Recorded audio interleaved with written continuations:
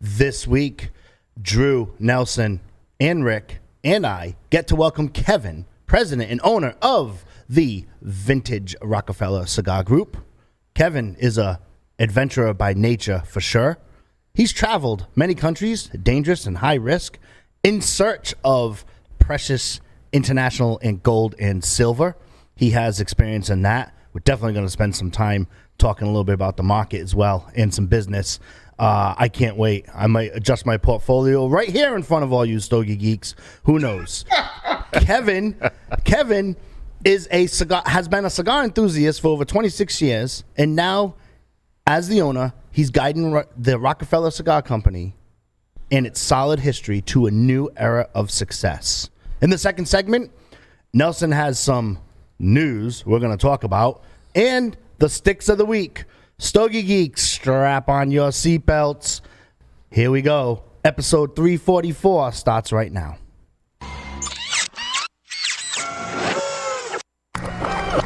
This is a Security Weekly production. Broadcasting live from G-Unit Studios in Rhode Island, it's the show where cigars burn slow, ashes fall fast, and cocktails flow steady. It's the Stogie Geek Show. Welcome, everyone, to the Stogie Geek Show. Joe and I are already silly. Oh, yeah. Joe Hozempa, a.k.a.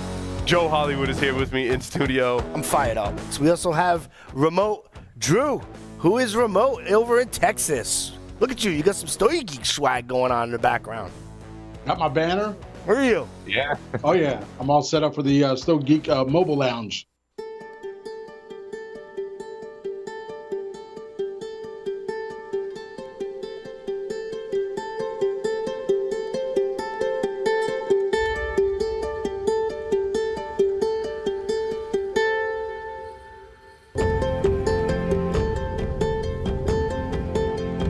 Plasencia Cigars, perfected for more than 150 years. Yours to enjoy now. Havana Cigar Club, located in Warwick, Rhode Island, is a great place to enjoy a drink and a cigar. Stogie Geeks listeners can find a $5 off coupon on our website by clicking the HCC logo. Ladies and gentlemen, welcome to the big show. I am your host, Joe Hozempa. It is a privilege and an honor to be here for Stogie Geeks episode 344. We have a cast of characters today, and you might want to grab a pencil when Kevin talks because you can rebalance your portfolio potentially, for sure. Never a dull conversation when Kevin is here. But first, I must introduce you, if he's ready and understands if his computer is on and the microphone is on, Drew, the little dark-haired kid from Texas. Do you know how to use a computer? I do. Yes! I just don't think. Drew, Does it work? It works. You're on, Drew. My only comment is that you were doing so good for a year, and ever since your year anniversary, man, your grades are going down, man. You gotta keep your foot on the gas. I'm just saying. I'm telling you, man, it's horrible. It's horrible. Absolutely. I moved in. I'm working. I'm coming to you from my bunker at my day job, and it's weird. I don't know what's going on. It's like I had it working earlier. I mean, I was ready at 10:45. Good answer. And I thought I had run through everything, and then all of a sudden things just went to, hell. So I think it's because of the cold temperatures over here. We're at 73 degrees, which we're not used to at this time, though we should be with the rest of the country, but we're not. I'm sure you'll be fine. And so I'm excited. I'm excited to speak to Kevin. So yeah. Okay, let's get to Kevin, but we have a couple more intros to actually do. Right? We have Nelson, who's starting to become a fixture here. That's right. Nelson. So fixtures are good. They can be broken. They can work. Check out his reviews on StogieGeeks.com and click on the Stogie section. Nelson's going to write at least 2 more reviews this week. Homework. There you go. Cool. Excited about that. Absolutely. I'm excited. Shoot me some comments. What else you want to hear? Yes. And then we have possibly one of the most famous people to live in the town of Middletown, Rhode Island. A Red Sox fan and an all-around good guy. And it is a privilege and honor to call this gentleman my friend. And it took him at least 8 months to get here and sit in studio. True story, right? So we have Rick Lombardi. How are you? Great, Joe, and it's my pleasure to be here with you and Nelson and all your great guests. and with all these great cigar connoisseurs. Well, we're going to be asking your opinions on some stuff. Feel free, if you have a question, chime in. And welcome to Stogie Geeks. My pleasure. It's going to be fun. And now I get to introduce to you a gentleman. The last time he was on Stogie Geeks, I wasn't a father yet, so it's been over 2 years ago. And it is Kevin, owner of Rock-A-Feller Cigars. Kevin, welcome back to Stogie Geeks. Hey, guy, good to see you, brother. How's everything going? And your kid looks great. Yeah, man. Yeah, Back again. Yeah. You were on episode 280 something, either 2 or 4 off the top of my head. For you Stogie Geeks, 284. So, So if you want to catch Kevin's interview, go to stogiegeeks.com, his first interview, and you can type in episode 284, and you can catch that there. I love second interviews.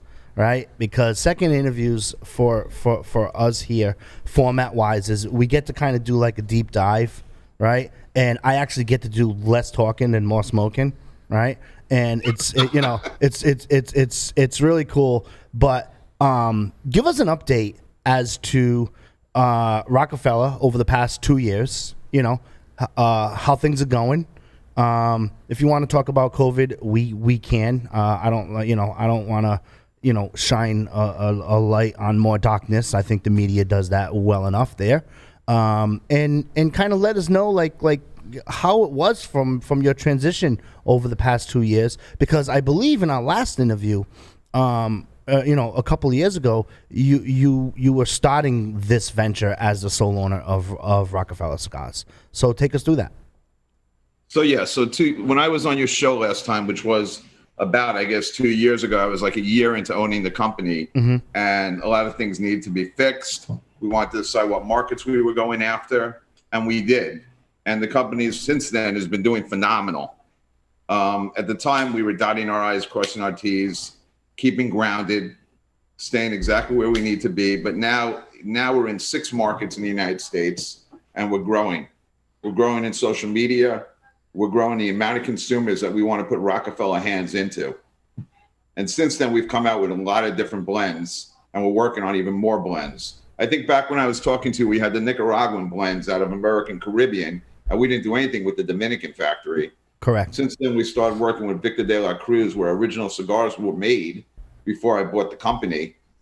And we've come out with some great stuff. And the one I'm about to smoke, actually, if you guys can see it, is a Dominican Blue. Mm-hmm. It's a beautiful Habano Maduro hybrid wrapper, Sumatra binder, and it's got Connecticut broadleaf running through it with the other Dominican fillers. Yeah. Excellent to smoke in the morning. And Victor de la Cruz is a true gentleman, and his son Hardy, where these cigars are made at Tabacalera L&V. And we came on, I think it was IPCPR 2018 when we first introduced this cigar. Mm-hmm. And since done is very well for us. We brought it out. We have about 32 different Vitolas out of the Dominican factory that we've had. That factory is predicate. And we brought out the Short Pyramid. It's a beautiful little smoke. It's about a 48, 4 by 48, beautiful stick. And then we came out with the Habano box press, which is a 7 by 48. We also brought back our Maduro. Believe it or not, we were at an event and everyone's like, this stick is amazing. You guys should have it in your line. And we decided to bring it back. And the way to know the difference of these cigars, first, the Dominican Blue is blue banded. It's on the foot. The Dominican Maduro is red banded on the foot. And now, actually, we have a Corojo coming out, which is going to be a gold band on the foot. So that's what we've been up to. And again, we're trying to get reps in almost every market because we want to be completely nationwide. Mm-hmm. I have a goal by 2022 of being completely nationwide. And so far, it looks like we're at target to hit that goal.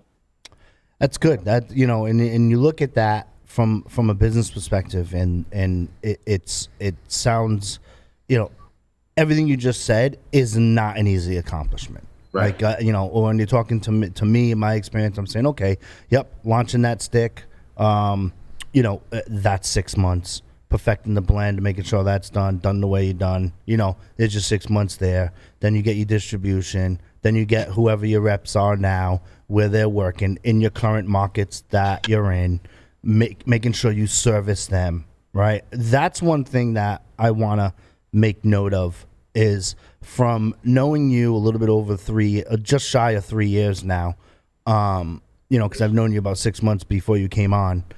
Because of your schedule and ours, it takes that long for stuff to actually happen, right?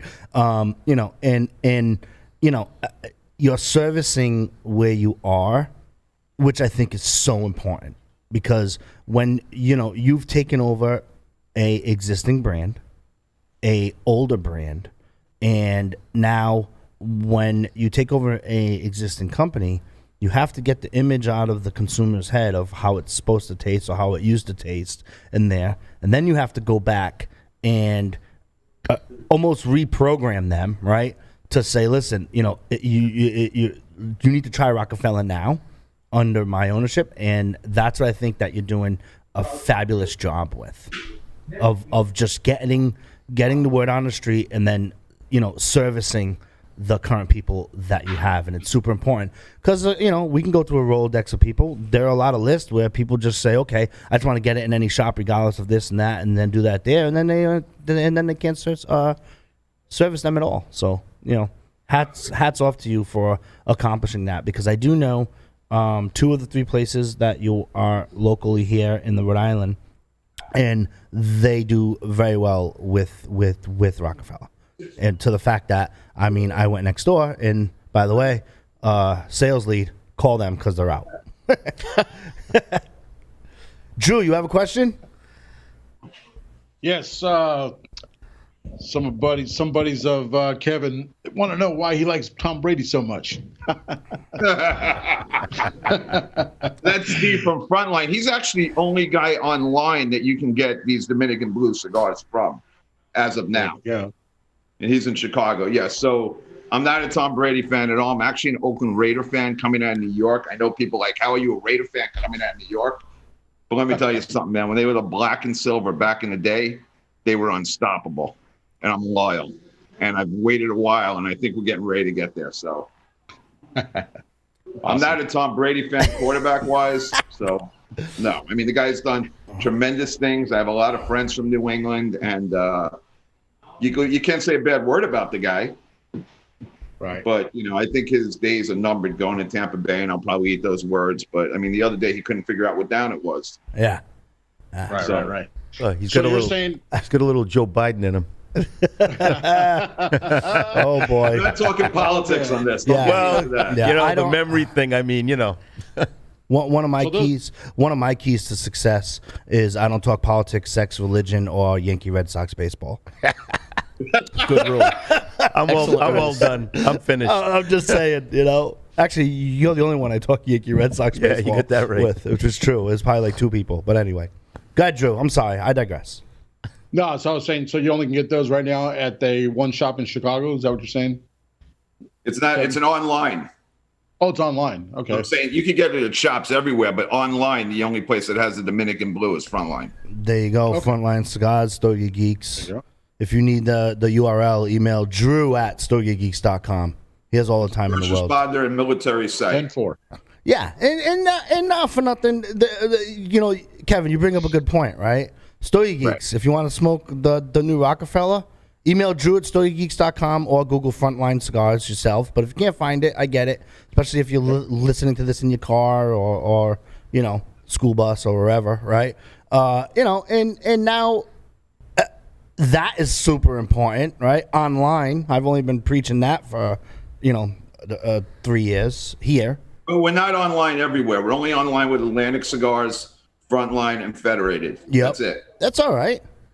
And you got to start. No. And they price protect us by 10%, and that's important. Yes. Because brick and mortar is very, very important to me, and especially, let's not use COVID, but especially during this whole downturn with COVID, very, very important to me. Let's talk about that, because there are some people that I know in the industry, and fortunately for you, you are one of them, right? I don't want to be cliche like everyone else and talk about. Let's talk about the importance of the brick and mortar, because I got hell from another cigar vendor. For those of you Stogie Geeks, you can tune into Stogie Geeks 341 and 342. Okay, I got hell from another vendor because that comes up, and there's some that are from the camp of, hey, you know, whoever sells it there, and then there's some from the camp. But like, please educate the Stogie Geeks listener is very unique when it comes to other podcasting choices. Okay, they're very unique, and ever since I've been here, I've always protected the audience. I make that point across, if not daily, bi-weekly when I speak to Drew and Nelson. Right, it's always been important to Paul, but that's what we protect. Right, please explain how important that is to you, because I really think, because some Stogie Geeks listeners email either me, Nelson, or Drew, and you make a big deal about the brick and mortar, and you make a big deal, but I buy sticks online and whatnot. But I just want them to kind of get into your head. So to me, brick and mortar is super, super important. One, because you get an experience in the shop. Two, because what happens is with all these small businesses, you have these conglomerates that come up and chew them up. And then it becomes a world of conglomerate businesses. And you don't want that. You want these mom and pop shops because that's how it started. That's how America started. And it's very, very important, because the end of the day, if you don't have brick and mortar, you're going to have 4 cigar shops of 4 different companies, and that's it. Mm-hmm. You're not going to have these shops that can push these boutique brands out to their consumers and get more consumers involved. Yeah, Zoom is great, but it's not the same experience as actually being in the shop, putting a cigar in the person's hand and saying, hey, what do you like about the smoke? Right. You know what I mean? And by the way, when you go into a brick and mortar or a Zoom chat, and Zoom for brick and mortar, every single person is the same. It's all about the culture of the business. It's all about the people. And every shop I go through around the country, there's camaraderie. And every shop has its own magic. We just did an event at Tailored Smoke the other day. I met some great folks down there. We were actually able to come out, spend some time, and it was great just meeting different people. Tailored Smoke, the new shop in Concord. We had a great time. You know, and we did an event at Apex, and it was great being on the road. Yeah, you know what? You could sit in your house, you could be on the Zoom, but you do not get the same feeling of in-life person. Yep. And if it's not brick and mortar shops that are out there, you're not going to have that. You're going to go to these big conglomerates. You're going to buy them. It's just, for me, brick and mortar is important. Mm-hmm. You know, you brought up a phenomenal one-liner, is that every shop has its own magic. Yeah. Right? Every shop is different. Every shop is a family that is trying to, run a business and do that there. And it's not easy to run a business. It's certainly not easy to run a business and navigate through tobacco, alcohol, or firearms, tax legislation, either whether it be federal or state, right? And it's not easy to compete against a big online giant, right? I mean, we as consumers, I think we're, and COVID's definitely pushing this big calendar agenda forward, in my opinion, right? And I have numbers to actually back it up if we ever need to go down there. But what happens is we're being more and more programmed to be to have centralized purchasing, and that I'm not just talking exclusively for the premium cigar industry. I'm talking about consumer as a whole. It's centralized. Everything. And then, because ideally, that's what government wants, right? Centralized purchasing and chasing, 10 people for its revenue share as opposed to 400 in a local town or whichever, right? And it makes shipping and logistics a lot easier and all of that stuff. But at the end of the day, that brick and mortar needs to really fight for his or her own space within the marketplace. Nelson. Yes. I want to go back to cigars for a second. Okay. The Dominican Blue, Kevin. So, and because we are Stogie Geeks and we are geeks, right? I was hoping you could talk a little bit about the filler in the Dominican Blue. It's a Piloto Seco. Can you talk a little bit about that for those folks that maybe don't understand what that even means and why that's a great mix, by the way. We just had a stick we talked about last week that was a similar mix in the filler. So if you could talk a little bit about that, Kevin. Yeah, so it's got Piloto Ligero, Seco Ligero, and Connecticut Broadleaf Ligero in it. And the percentages are pretty much equal. So the Sumatra binder against the Connecticut Broadleaf might cause a little bit of an issue, but the blender, Victor De La Cruz, again, is a genius. The way he muted it out so it blends perfectly and gets that sweet note is incredible. And when you were blending it, did you go through different configurations of that and different percentages until you got to where you are? So what happened was we blended it first in a Corojo, and I thought the Corojo was way too strong for the average person. So I have some friends who smoked that Corojo. I've given it out at some events as a limited release, but I thought it was too strong for the average palate. So I thought this Dominican Blue was a niche that, yes, it's a Dominican cigar, but it does not taste like a Dominican cigar. And it almost has that sweetness and that flavor of Nicaraguan and Honduran, which I enjoy very much, right? So the Corojo was much, much stronger. The Corojo Ligero was actually very strong. Oh, wow. So I wanted to tone it down a little bit when we were first blending the cigar. Great Don't point. get me wrong, I'm bringing that out now, like I said, with the gold band, because to some people, they're going to love that Corojo. Yep. Great points. What do you do? How do you make that call? Like, how do you make that call? I'm not asking for industry. Like, how does Kevin smoke? So from going down to American Caribbean and Esteli when I first took over the company and learning the different brands, and I started to compartmentize after a while, keep going down to Nicaragua, I started to compartmentize the flavors in my head, right? So when I smoke a cigar, I know it's a Lapa, right? Yep. I can get that metallic citrusy Ometepe sometimes. I mean, look, I got a lot more to learn. Completely, sure. I'm aware of that. And when I go down to Nicaragua, like I've said on other podcasts, I keep my mouth shut and learn. Yep. Because I'm learning new every day. But the way these guys blend it and the percentages they know and they just put together, you know, when you first come down there, they give you a set and you tell them what you want. I don't like to do it that way. I like to actually do it when I get to the factory and sit down with them. Mm-hmm. And on Nicaraguans, we use more of a Viso leaf than we do on our Dominicans. Our Dominicans are more Ligero, but it's a toned down Ligero. It's not like, you know, like an LFD, which I love, that's going to knock you off your feet. Mm-hmm. Yeah. Viso. Nelson. Top or bottom of plant? It's quiz. The Viso? Yeah. Like cut Viso. Figure it out. Bottom. Cool. Bottom. I don't know.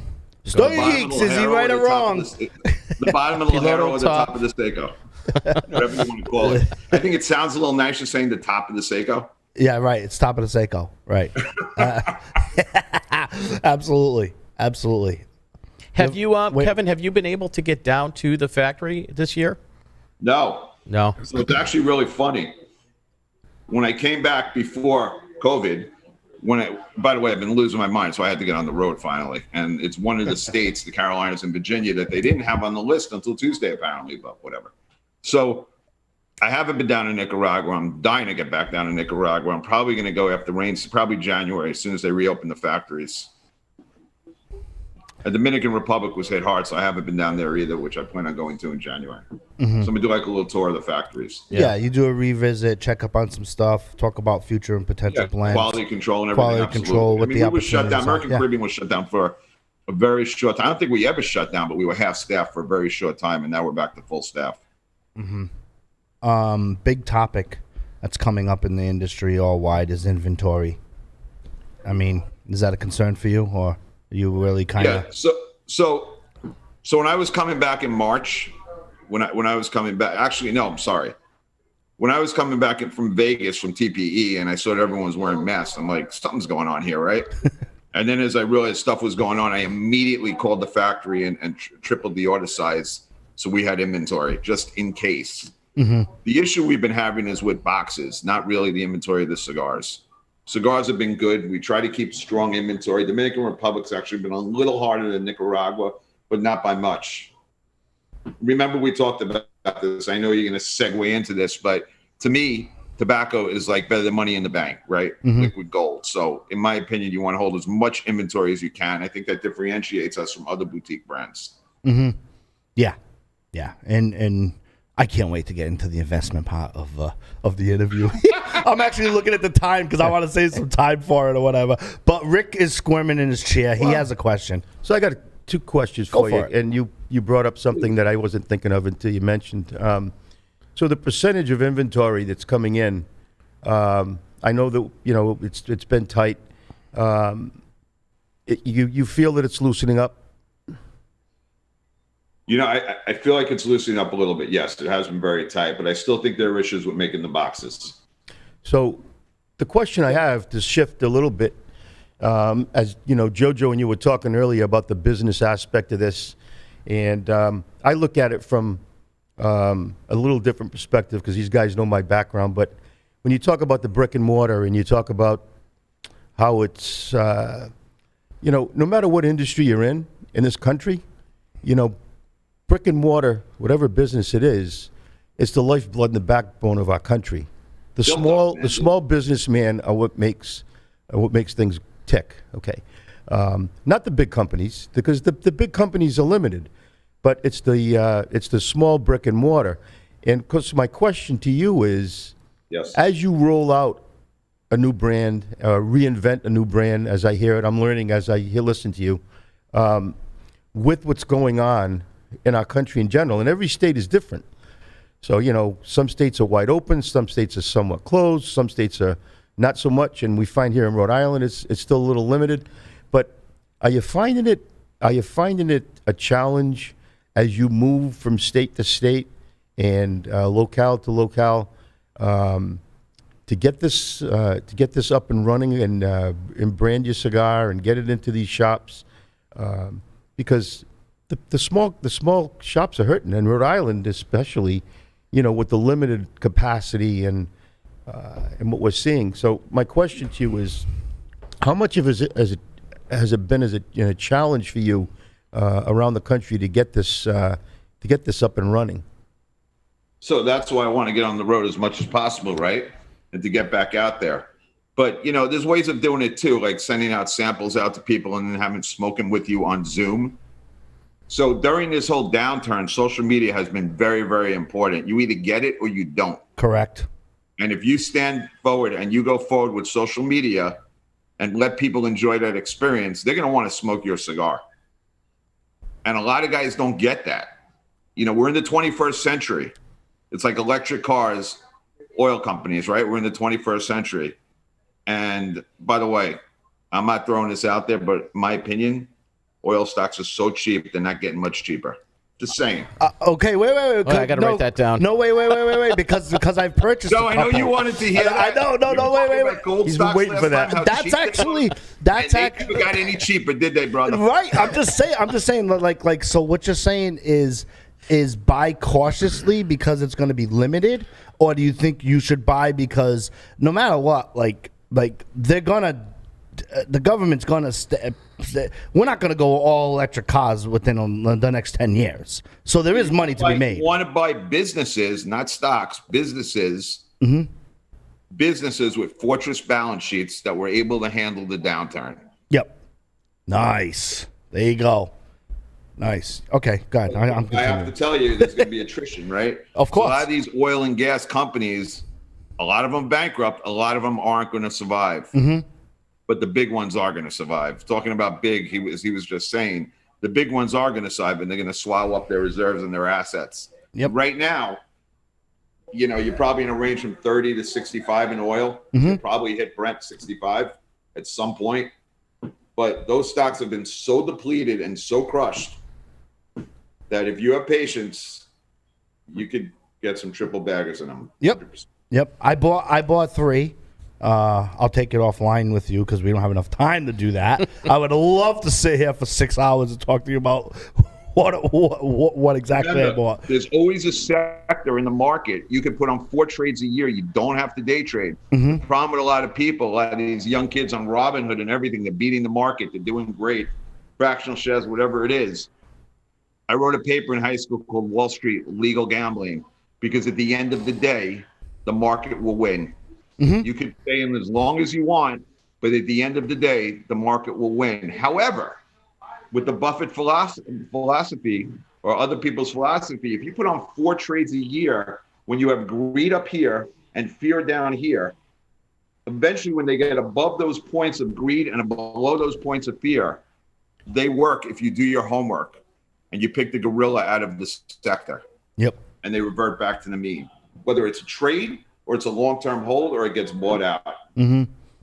Yeah. When I go into a stock, I write it down, and then I put a alert on it for when I'm going to sell it. And some of them are 4 months out, or some of them are days out, right? And I'm constantly going back and forth, and then I get an alert, and I'm like, okay, let's do it. And then I just roll on the mobile app, put in a bid.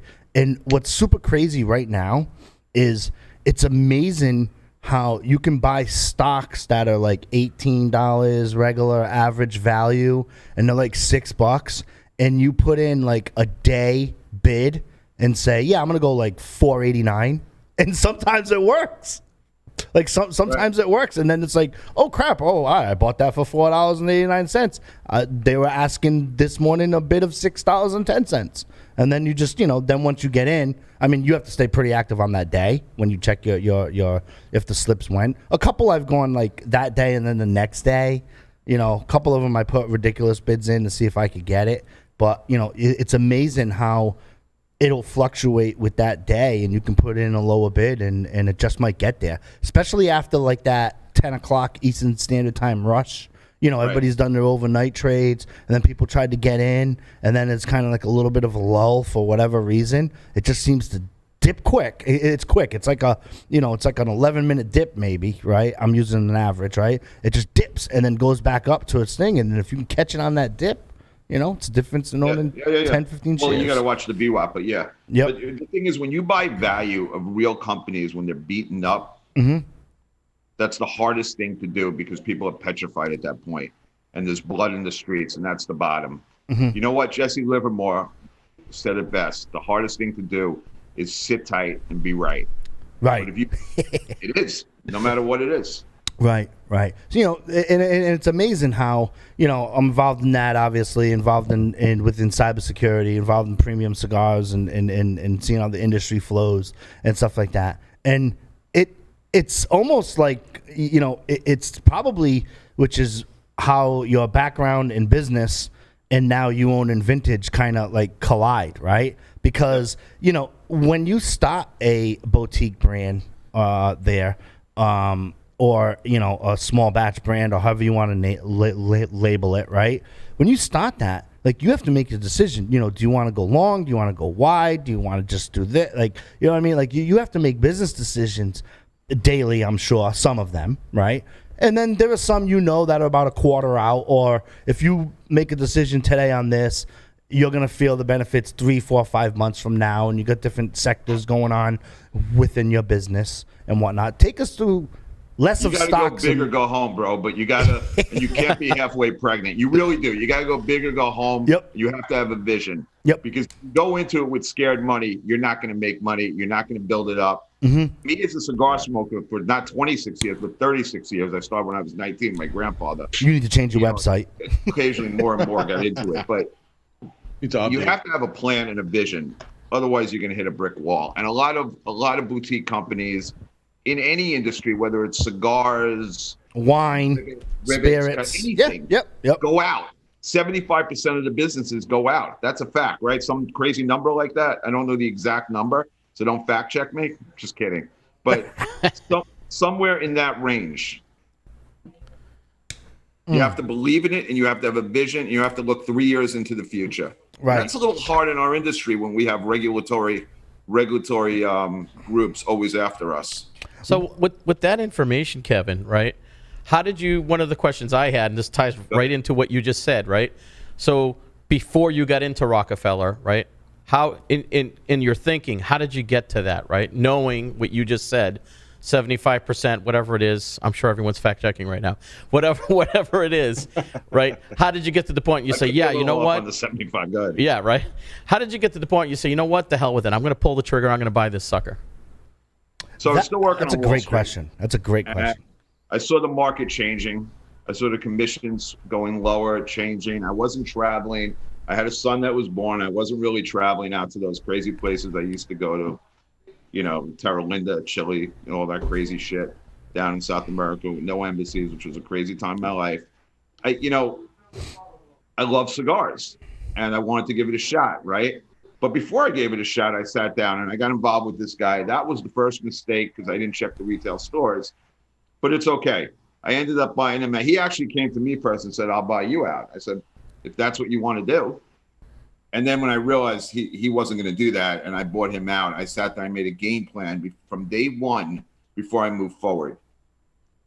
That's how I planned it out. And this is how Roc-A-Feller, the concept of your ownership now was born, correct? Yeah, 100% ownership. Yeah. Correct. Oh, yeah. I gotcha. Now, did you? I mean, it's just kind of like irony, right? Because of your background. Your background's gold, metals, stock trading. I mean, you know, you've been involved in that industry for decades, right? 30 years, something like that. Yeah. Did it ever occur to you that you were purchasing a company called Roc-A-Feller, or was that intentional, or did you ever? So I guess two-part question, right? Did it ever occur to you like, holy crap, I worked in the stock market in golds and traded gold for a while, was a gold trader. You know, I'm in precious metals, and I'm about to purchase this company called Roc-A-Feller Cigars, right? And then my second question is, did you ever think about starting from scratch? Yeah. So we actually had another company. I wasn't going to buy Roc-A-Feller, and I was going to use that name for this company. So I asked myself, do I want to turn this company around from the situation it's in, or do I want to start this other company? Which I'm not going to say it is because I still have it in case I want to use it. Nice. I don't want to throw that name out there in case we want to make a blend or whatever. You should actually create a second company and have them run against each other. Yeah, it'd be interesting, right? Because then, ideally, you put a corporate umbrella under it and you capture more market share. You create your own market. You create your own market, Kevin. Just an idea. Anyway, go on. That was free. So what happened was I decided that you could put Wall Street and cigars together, right? Mm-hmm. And which actually is a cigar we're coming out with soon. That you could blend them together. Wait a minute, it's called the Wall Street. No, I'm not gonna tell you what it's called. Hey, you knew I was digging. You knew I was digging. Go ahead. But so it blends them both together because a lot of the Wall Street guys are cigar smokers, at least the ones I grew up with. Mm-hmm. So, okay, so you thought it was a better idea, to purchase Roc-A-Feller and change the direction of the company, image of the company, branding of the company, did it there, as opposed to start out on your own. Right. Yep. Gotcha. I did. I thought the name Vintage Rock-A-Feller is a powerful name. Mm-hmm. Absolutely. I don't disagree with that at all. Does anybody know what the potential runner-up name is yet, or no? That's never been disclosed? Wait, say that again? The other company. The other company that... Have you ever revealed that? Have you ever revealed that to anyone within the cigar industry? No. Okay, that's cool. That's cool. I respect that. That's cool. We're also going to make some cigars soon. Yep. Based on the other side of Roc-A-Feller, which is the whole Illuminati play. Yeah, talk to us about that. In fact, our new 5-pack that's coming out, that's going to have eventually when it's out there, that's going to have a picture of the Empire State Building, and on the back it's going to have the all-seeing eye in a little section. You know, I'm a Freemason, so this is right up my alley. I'm a Freemason. I'm all too, over brother. this. Oh, all right, brother. So, when's that coming out? Pretty soon. That's coming out. We have 2 more sizes coming out. Yep. 2 box presses coming out in a Cameroon and a Sumatra. Based on the Gold Series line, we came out with a triple wrap that's been doing unbelievable for us, and we have a new cigar that's coming out that's going to be very limited, only 200 boxes. Okay, cool. Cool.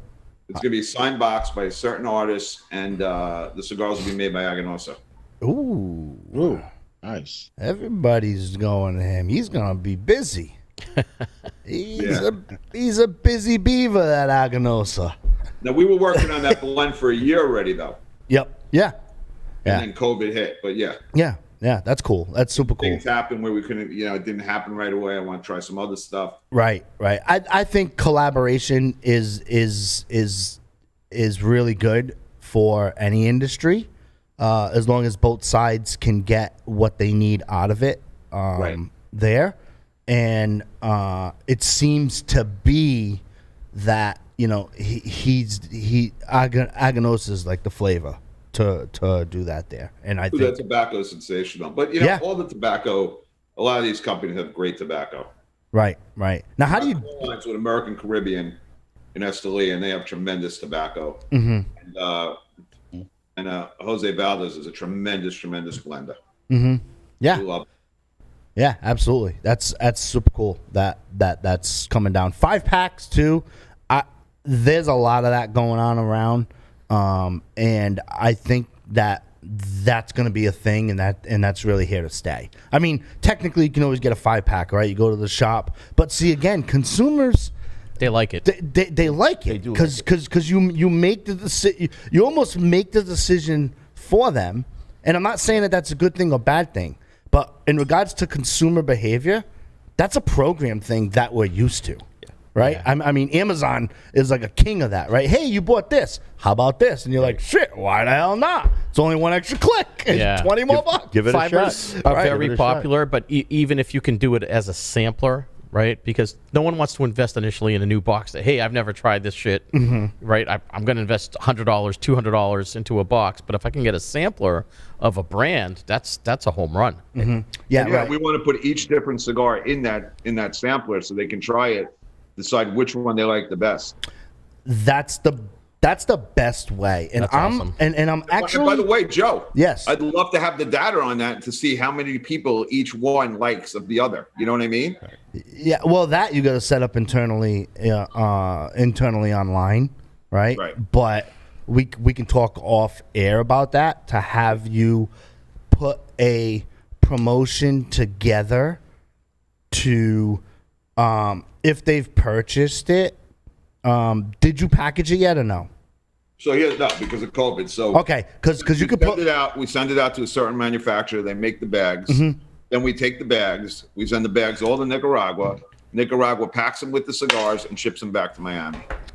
Yep, gotcha. Yeah, you could actually do something like that internally, and now at that point, that's a game changer, right? So in other words, if they've purchased that Fiverr sampler, they go to this specific URL. Obviously, it's on your website.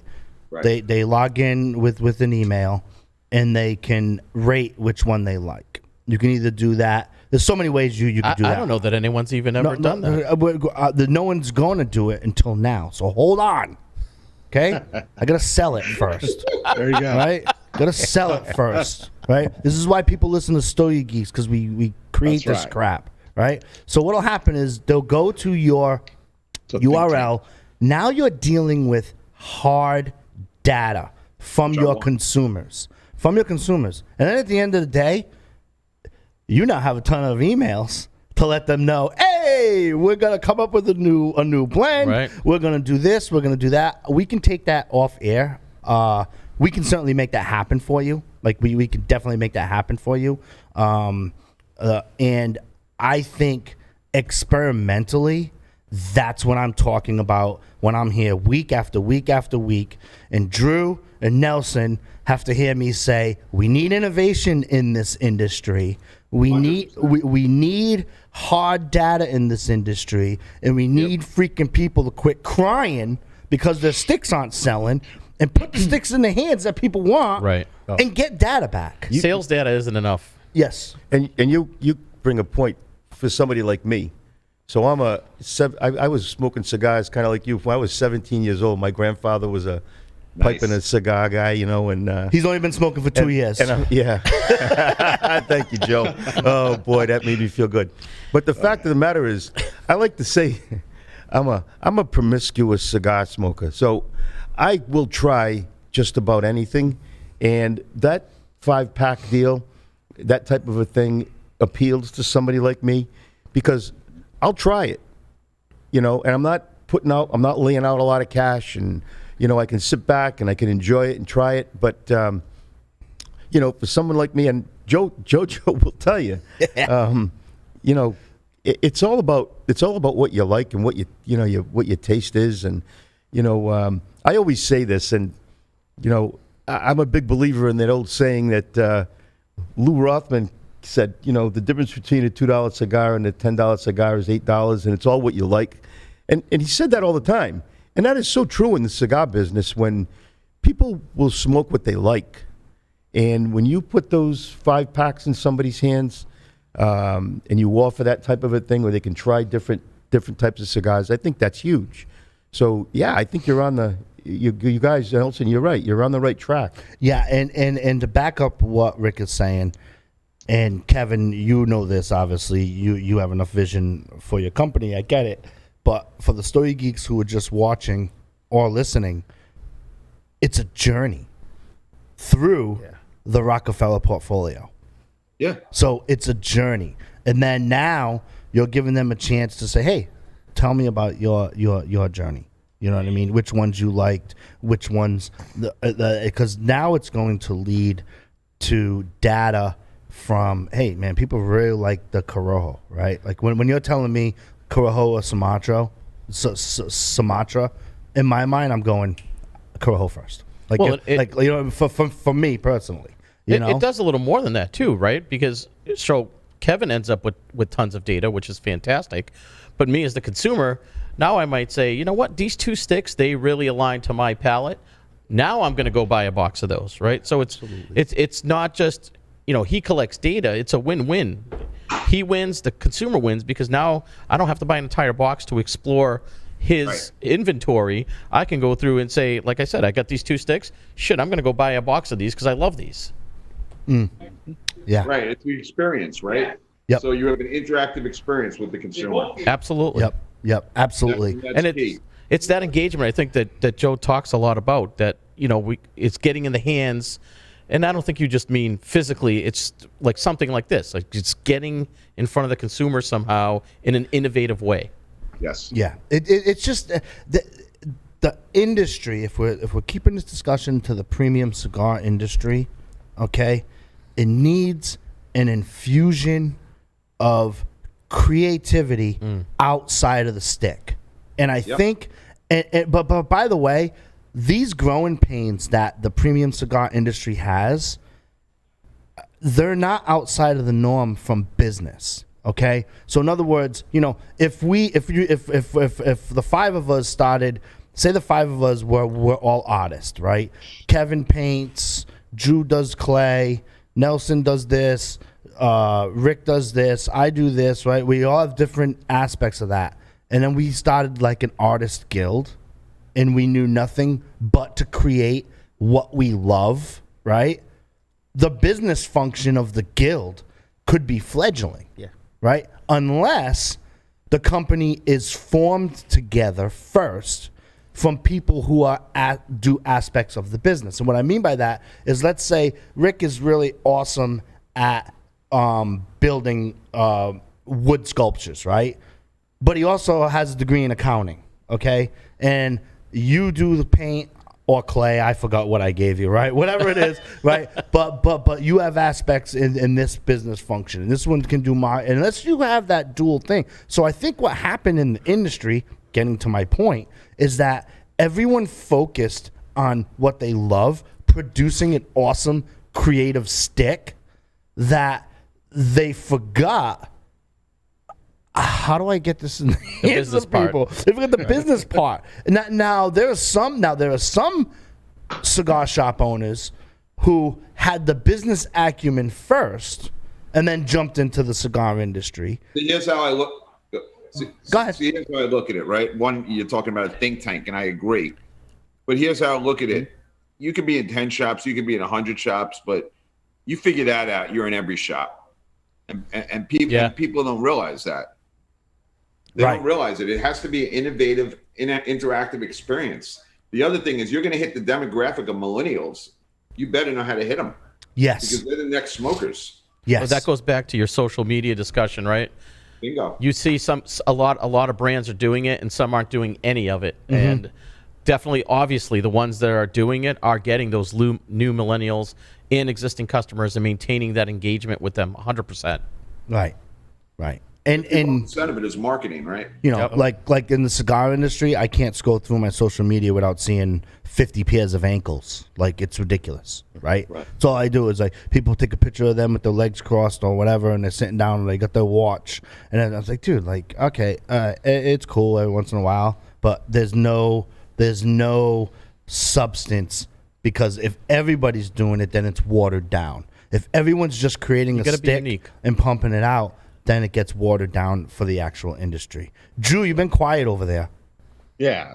No, I just I got some listeners on the chat line over here, and they're talking about the Gold Series, you know, back in 2017 when he released that. And so when he was saying something about releasing something from Wall Street again, it got some good instant chatter really fast.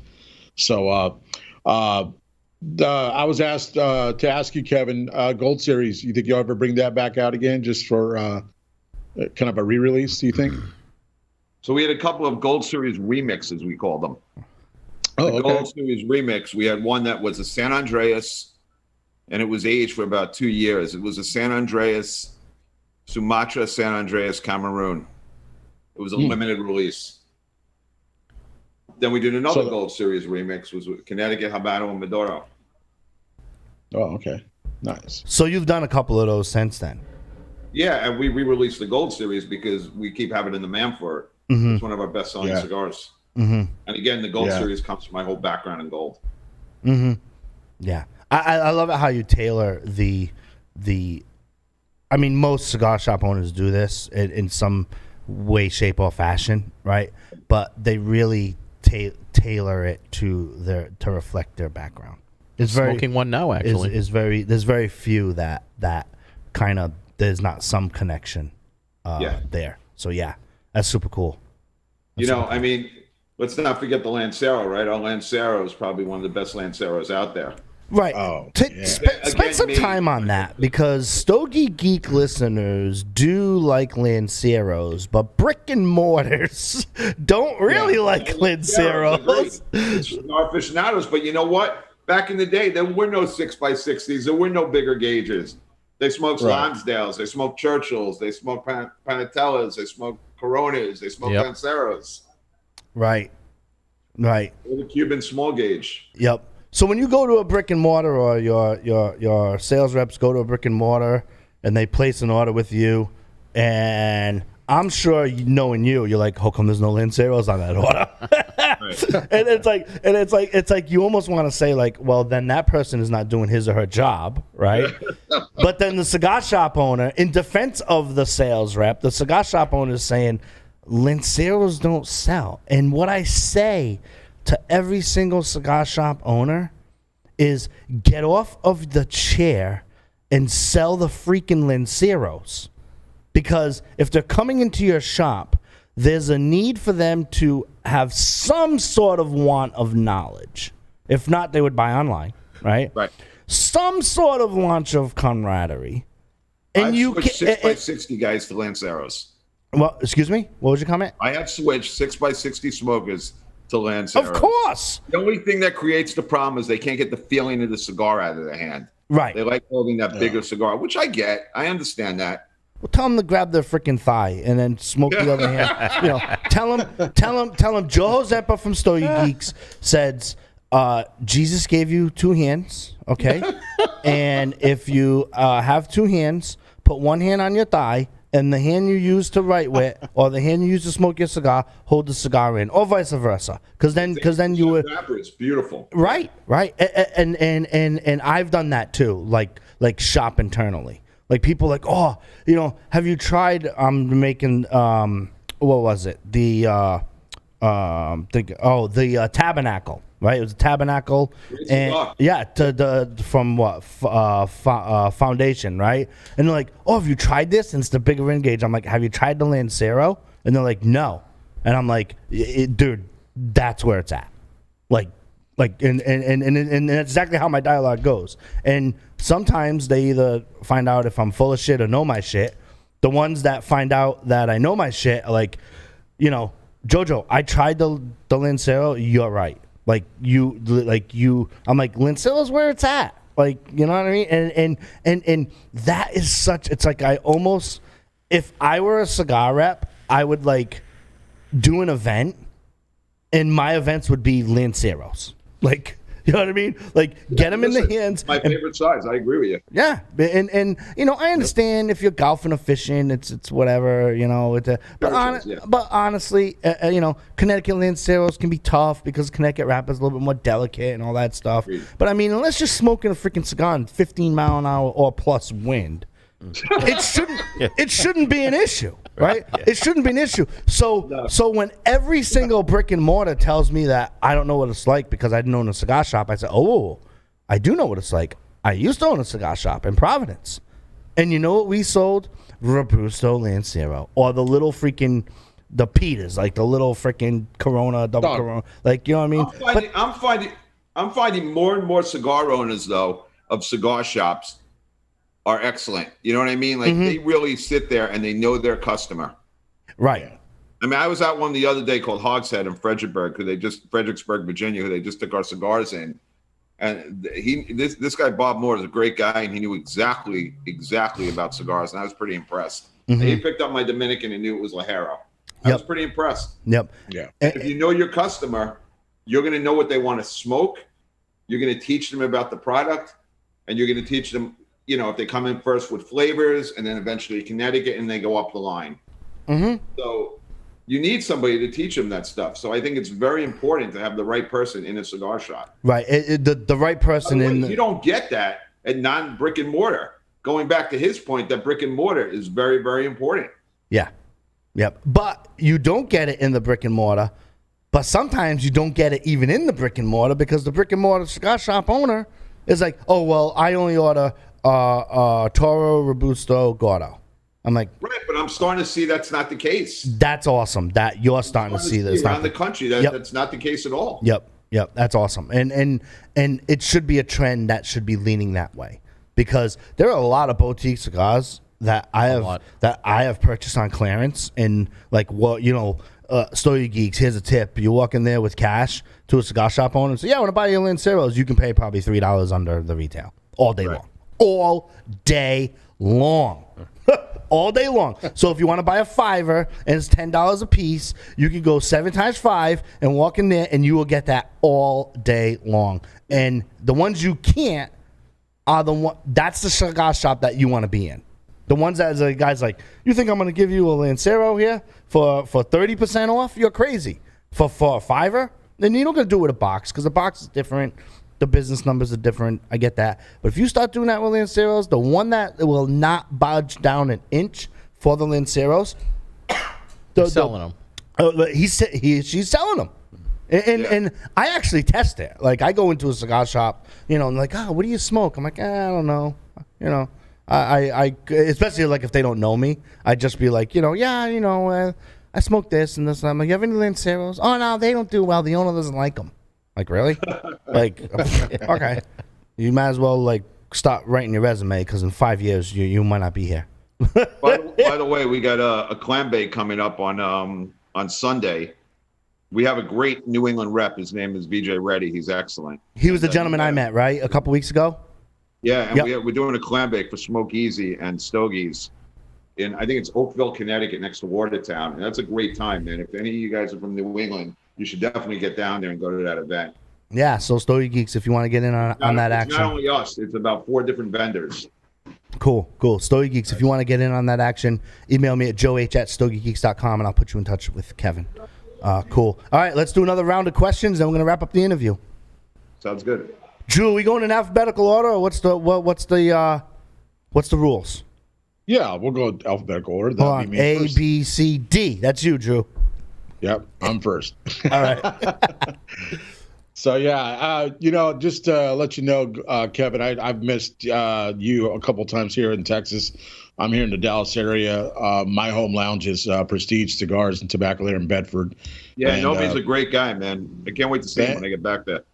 Yeah, our remodel and our growth, we've expanded our shop. there, and it's coming along nicely. So we're hoping to have that ready by the end of the month and have a good grand opening. But yeah, I met with Brenda, who's one of your social media, and Brenda's a very close friend and good people. Yeah, and she was just, that's when I first got introduced to your cigar, was through Brenda, and then, but yeah, great cigars. My favorite is the Maduro blends, for sure. Really liking that Lajero that's in the cigars in the Dominican. But a lot of the women here as well, they're really gravitating. They like your cigar. From what I'm being shared with other cigar shops here in DFW, that they're really liking your cigar because it's you have some mild factors, but then you have some strength factors, but they're able to really dial in or get used to that strength factor and then move into your other lines in your portfolios. Is that something that have you heard? I mean, just wanted to share that with you. So the women are a tremendous new demographic in the market, right? Mm-hmm. And people who don't look at that are missing a lot, and they really know cigars. It's very impressive. In fact, we just hired a girl to handle a woman actually to handle South Texas, Austin, San Antonio, and Houston, and she's worked at various shops. Allison, trainer. Yeah. Yep. And she knows tobacco probably better than half the guys out there. Oh yeah. So women have grown in the smoking industry tremendously as far as CEOs and everything else. And you can't deny that, and I would never deny it. Yeah, it's definitely a growing demographic. We've actually talked about this on the show within the last 2 episodes, I believe. We had someone here from a retail shop, and we're talking about, you're spot on, Kevin. There seems to be that's a growing demographic in the cigar industry, where and I think you hit it on the head. They're not just smoking. They have the knowledge, too, to back it up. Tremendous knowledge. Okay. Kevin, I guess ABCDFDHIJ. That's me. Okay. Kevin, I got to use the time for stocks. Okay? All right. I bought a stock. It is called the Devon Energy Corp. It's traded on the New York Stock Exchange. Ticker symbol DVN. I bought it at 462. It's now chilling at a cool 907. What do you think? Let it ride to 12. It's high. I mean, the PE ratio is very under 10. So right, the PE ratio. So real quick, since it's a cigar show. Yep. There are some oil companies out there. Take Schlumberger. The earnings were out today. Mm-hmm. They were not in line. They beat the bottom line, but they didn't beat on the revenue on the top line. Mm-hmm. They pulled out of fracking in the U.S. They got hurt when oil went down to 38, that negative 38, which was an unbelievable day. But they're investment grade paper. So on bad earnings, you would look to buy a company like that because they're not going away. Mm-hmm. You know what I mean? Schlumberger was $90 before COVID or $80 before COVID. Right. Now $15. Right. These, maybe you get a little tax selling. Devon Energy has done very well, whereas Apache hasn't done very well because the more debt these companies have, the more they're in trouble. Now, I don't know the balance sheet of Devon Energy. I don't know how much debt they incurred or what they have, but Devon Country is a very good company. It's up, 4 points from where you bought it? Look, bulls and bears make money. Pigs get led to slaughterhouses. Yep. I haven't seen the balance sheet, so let me just ask you this question. Do you personally cross-reference if it's trading X amount of whatever your threshold is? Doesn't matter, right? Everyone has their own threshold. Do you monitor what it's trading against that specific market? So would you measure that off of the S&P, or would you measure that over the NASDAQ, or like what? I would measure it off of the sector it's in and how it's trading against the other stocks. You could always hedge it with options. You could hedge it against something else. Like you could buy an oil stock now and hedge it with an electric car stock, right? Sure.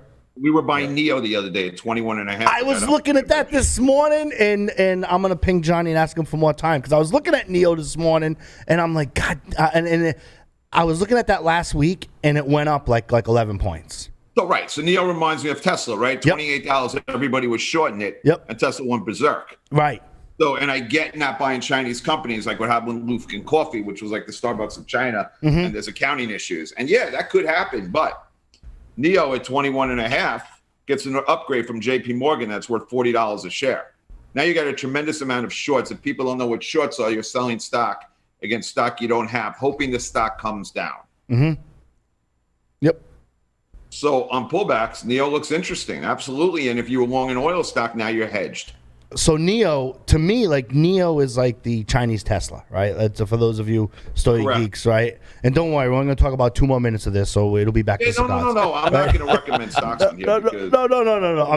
I'm saying. So, What but I'm it's the saying Chinese is ways Tesla. to hedge your positions so you Right. don't get crushed if you're wrong. But in my mind, like Joe Hozempa's mind, right? I'm like, that's a $40 stock next year all day long. You're probably right. Like, it could be like, higher. Like, yeah, right. Do you The get? shorts are caught. The stock was $3. The shorts are caught. Yep. Do You you know they're screwed. Do you get component specific?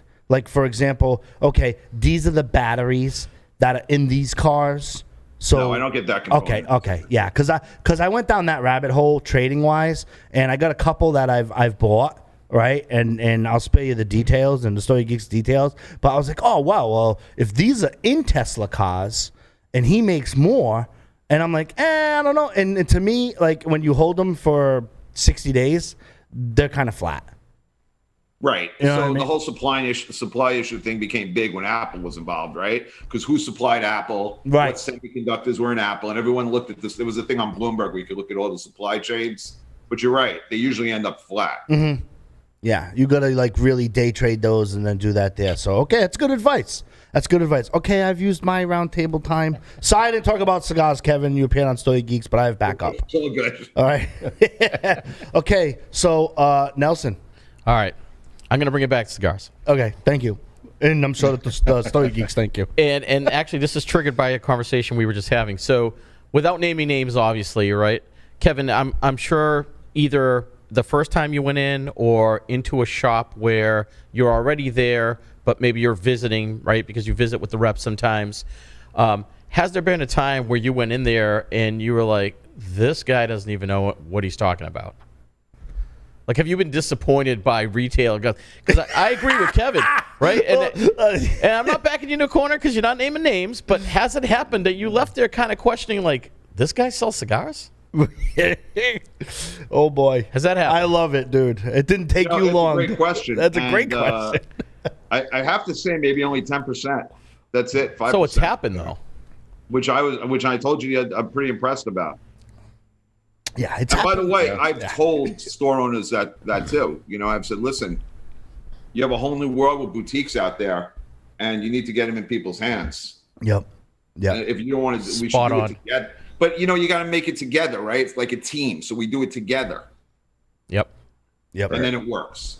Yeah, I think a lot to back that up, Nelson. First of all, the great boy, am I rubbing off on you? Right, Stogie Geeks. I apologize for rubbing off on you. No, I think that's great. Right, it's a great question, and I think where some of the brick and mortar retailers like they think that bringing in the cigar stops the sales cycle. Right. Like, oh, I supplied this for my customer base in my brick and mortar shop, and just a limited offline. I speak to Drew like every other day on my way into work because I have a 45-minute commute to when I'm here in studio, and he's an hour behind, so he's eating breakfast and I'm driving into work, and you know, and Drew tells me what they get new in the shop and what they don't, and I'm like, yep. Those are selling, those are staying. Those are selling, those are staying. Those are selling, like Drew, right? And it's amazing because when Drew 60, 80 days, 90 days, Drew's like, you know, we brought in that cigar brand, and you are like, right, like the freaking, like the consumers don't like how to, and Drew asked me the same question you asked me off air. Like, Joe, how do you know?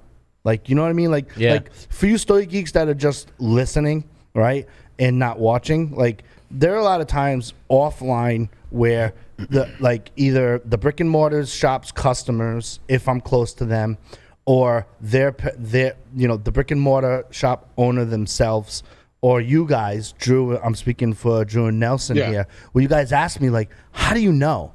And I'm just saying, because it's like everything else. It has nothing to do with the premium cigar industry. There's a story behind every product.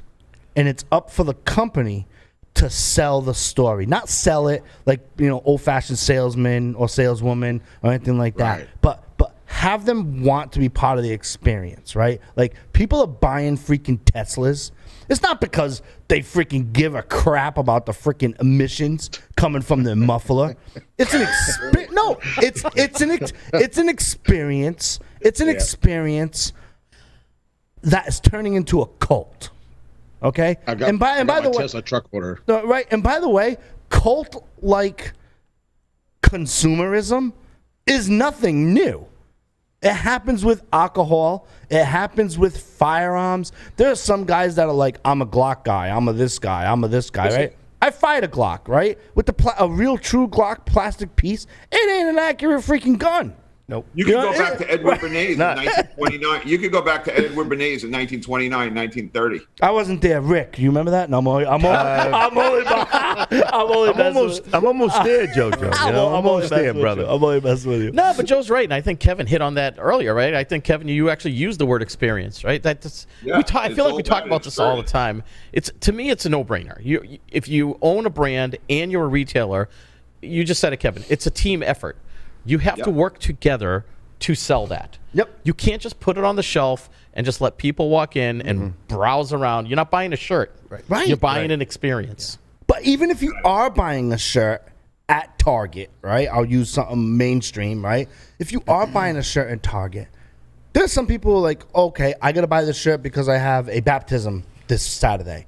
But there's like some people like, shit, man, I heard about this shirt and I want to get this shirt at Target. Like, you know what I mean? Or hire boutique or hire store or whichever they want to do. But it's the experience, and that is what's missing. That is what's, and we, Drew and Nelson and myself and former Stogie Geeks, I was going to say ambassadors. Boy, who's on my mind? Hosts.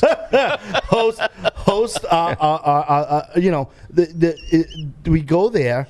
And we interview people, but it's the experience. And when I'm talking to someone, I can tell if they've had an experience of purchasing their cigars or not. And to answer Drew and Nelson's questions that happen off here, if they're not creating that experience or if they're forcing that experience, there are some businesses that force an experience in any industry. Kevin will tell you, right? They force an experience. You have to let it organically happen. Yep. And you have to be there for your customers. And I think that trickles down to the brick and mortar. To if they make a decision to purchase Rock-A-Feller cigars and 3 other boutiques at the same time, it's up for them to differentiate on why their consumer needs to experience all these new boutiques we brought into the shop. Yep. Not just this one. And it happens all the time when certain brands get star power. For example, we have Mi Corridas from Steve Saka. And we all know Steve Saka freaking created Liga and blah, blah, blah. And we get that. And he's a great guy, super guy. And I'm not going poo-poo on anybody. But it's like, if you came in, Kevin, at the same time as the Sobremesa line came in, they go for the easier route. And it's up for the brick and mortar to educate their consumers and employees to give them experience on the total humidor, not just stick specific. Yep. That makes sense. Okay. All righty. We have Rick. So I want to give a plug a little bit, I guess, to the local cigar industry here in Rhode Island. And one of the things that one of the questions I asked JoJo before we actually got on was, a little bit about your brand, and I wanted to try one of your cigars. And Havana didn't have them. They ran out. They're out. Yep. They're out. And so, 2-part question. One, I would like to give a plug to the brick and mortars that are carrying your cigars locally. And second of all, we have a friend who's got a brick and mortar, and they're getting ready to launch a new place. And where I'm from Middletown. Now, Middletown, if you know Rhode Island, you know that Middletown's on an island, and we're right in smack in the middle of Newport's on one side of us, Portsmouth's on the other side of us. The place that he's opening is going to be the only brick and mortar on the island. The only place. Yeah. So you know where I'm going with this. Yes.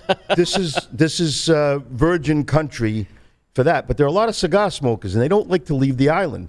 So there's a natural clientele there. But the clientele that they're going to be dealing with is not the same as the brick and mortar that we go to all the time. Okay. And I think myself and JoJo, we got to work on this, is to get your line in the new place. Thank you. So we can push it. I mean, and we'll push it. I will.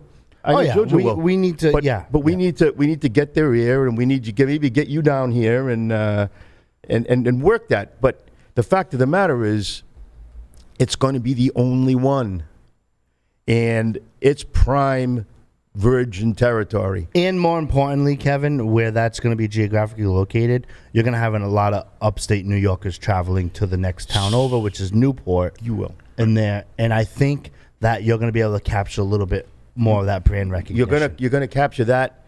And the other thing is, because the locals don't like to leave the island, they don't like to come to Providence. They don't like to drive. They don't like to go over the bridges.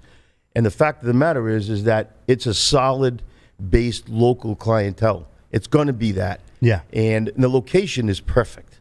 And they're looking at launching, the way things are going right now, probably mid-November. Cool. So now Rhode Island will have 39 shops. Yeah, but I mean, I don't know if Rhode Island's back on the do not go list. It's crazy. It keeps changing every day. It does keep changing. Well, it changes. Yeah. It changes, but I think they're going to stay on an even keel right now. The governor, I'm not always a big fan of, but the fact of the matter is that they realize that no matter what business you're in, particularly for the hospitality industry or something like the cigar industry, they don't want to hurt the small business any more than they already have. So I think, if anything, we're on an even keel, and we're going to stay there. But the fact of the matter is that when you look at what I'm talking about, and Nelson and Joe absolutely know where I'm going. I'd love to meet you, and let's have a smoke, brother. I'll come up there in a couple of weeks. Yeah, come on up, because come on down, which way you're going. He's coming up. He's coming up. You're coming up. He's coming up. But Kevin, what I'll do is I'd love to get you over here. Yeah, what I'll do is, Kevin, text me offline when you plan on coming into town, and we'll pick a shop and we can meet and do that there.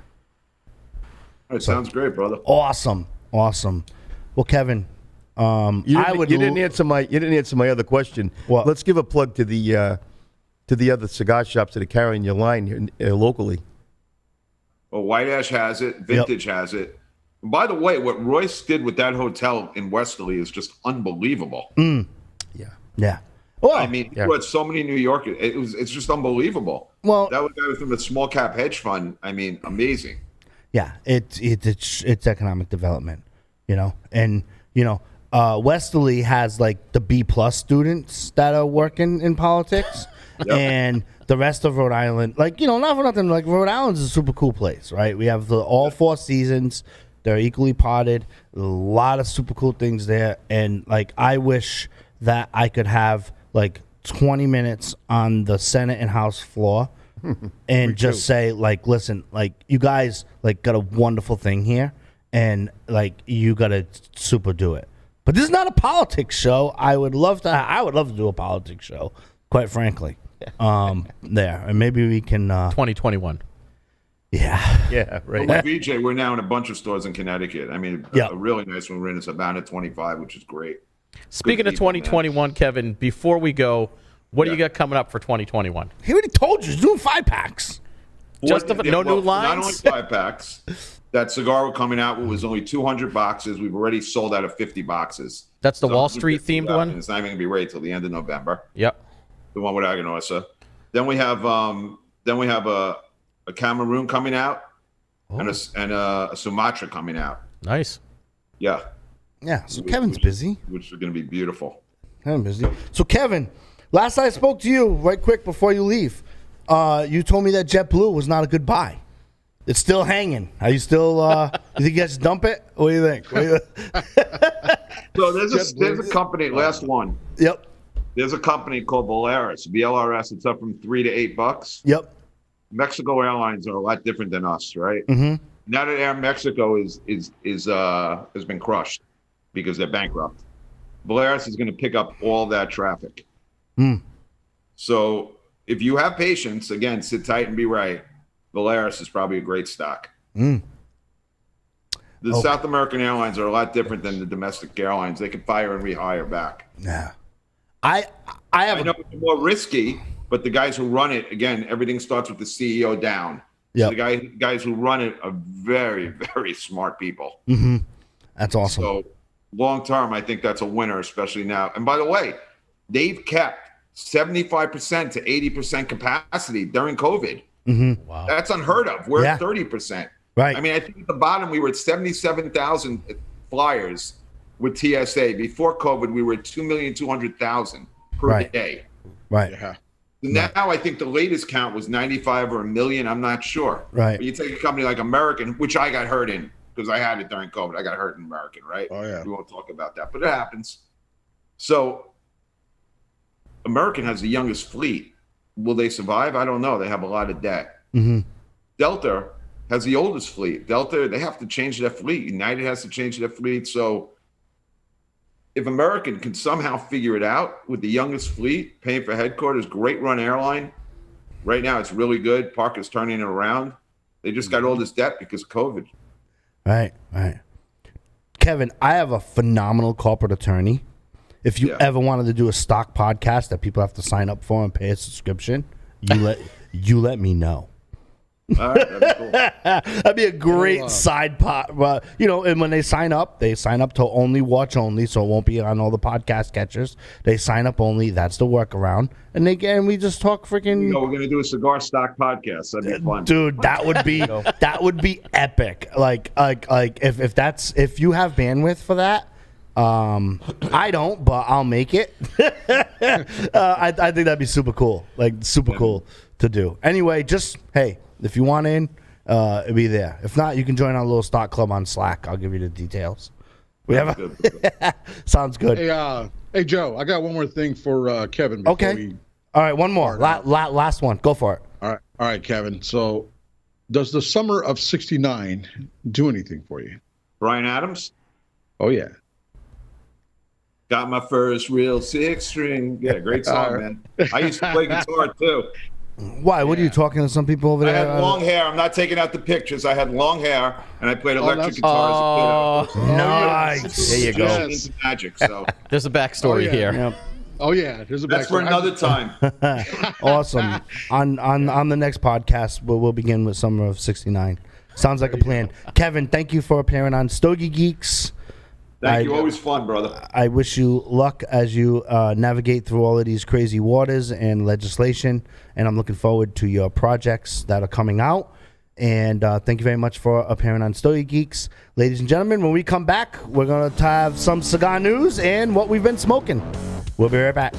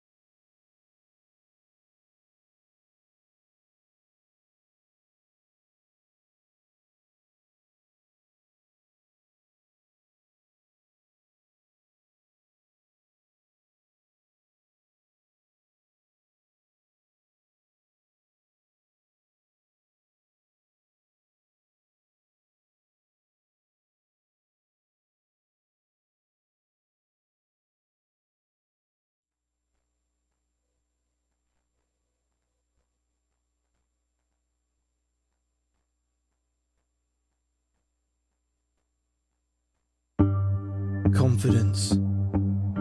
Confidence isn't walking into a room with your nose in the air, thinking you're better than anyone else. It's walking into a room and not having to compare yourself to anyone in the first place.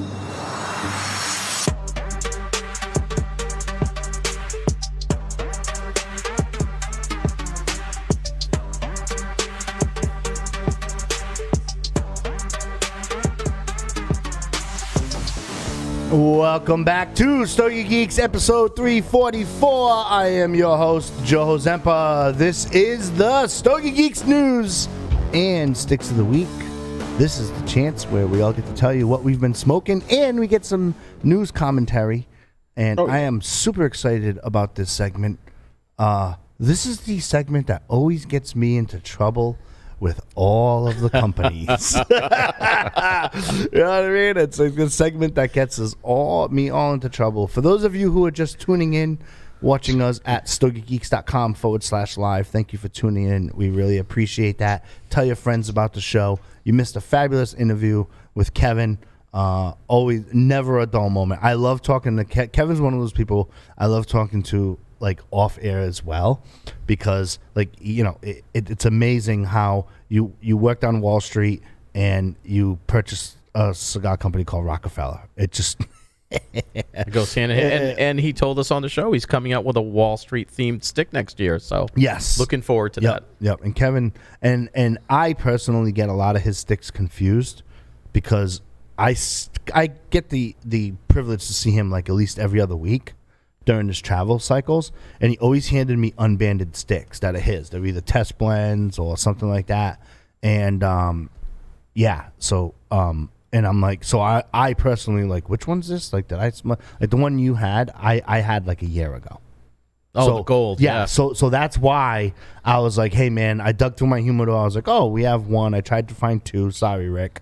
Right. And I tried to find two. We went next door. They were sold out.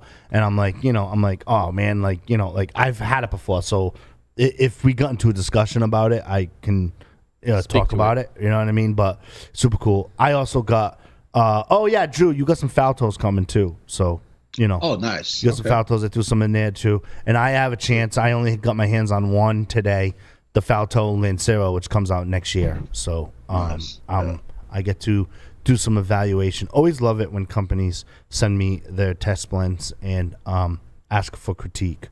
Because if you look at the website, that's like the only writing I do. Well, we know about that stuff. So we know you give your opinion. That's for sure.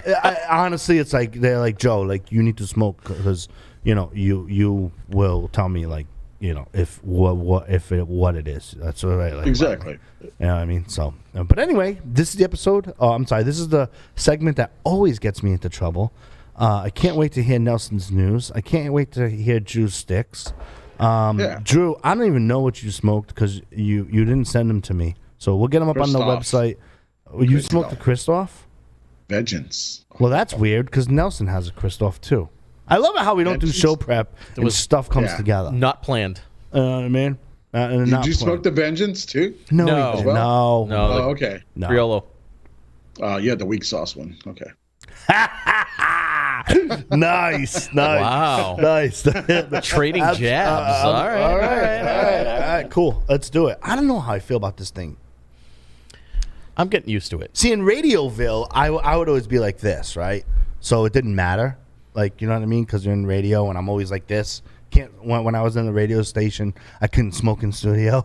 You know what I mean? So it's like I was always like this. Like, if you look through the window, you'd be like, this kid's freaking ridiculous. The first week, I tapped my cigar on the mic. Oh, yeah. 2 or 3 times. Yeah, yep. So I don't know. I don't know how I feel about these, but either way, who knows? It's above my pay grade, so I keep going. So I just do. You better not have any cigar burns. If anybody has cigar burns on the microphone, it's Paul. If not, Wasn't me. There you go. Cool. There you go. Drew, why don't you go first with your Christoph?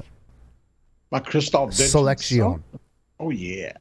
So the Christoph Vengeance, y'all. If y'all had this stick, you guys are gonna love this review because it's a very meaty, hearty stick. It's got a lot of rich notes. It's a medium to full body cigar. I'm gonna say it's a full body cigar, and it's just gonna take you off into another land of relaxation. So A lot of you're gonna get a lot of dark roast. You're gonna get some spice, creamy, a creamy finish, and this stick is just phenomenal. The blend on this stick is gonna be a Connecticut broadleaf with a binder of Indonesian filler, Nicaraguan, and Dominican fillers. So I had the Toro on this one, a 625 by 54. They also had a Robusto 5x50, which I'm saving for a short jaunt to South Texas. I'm going to take here soon.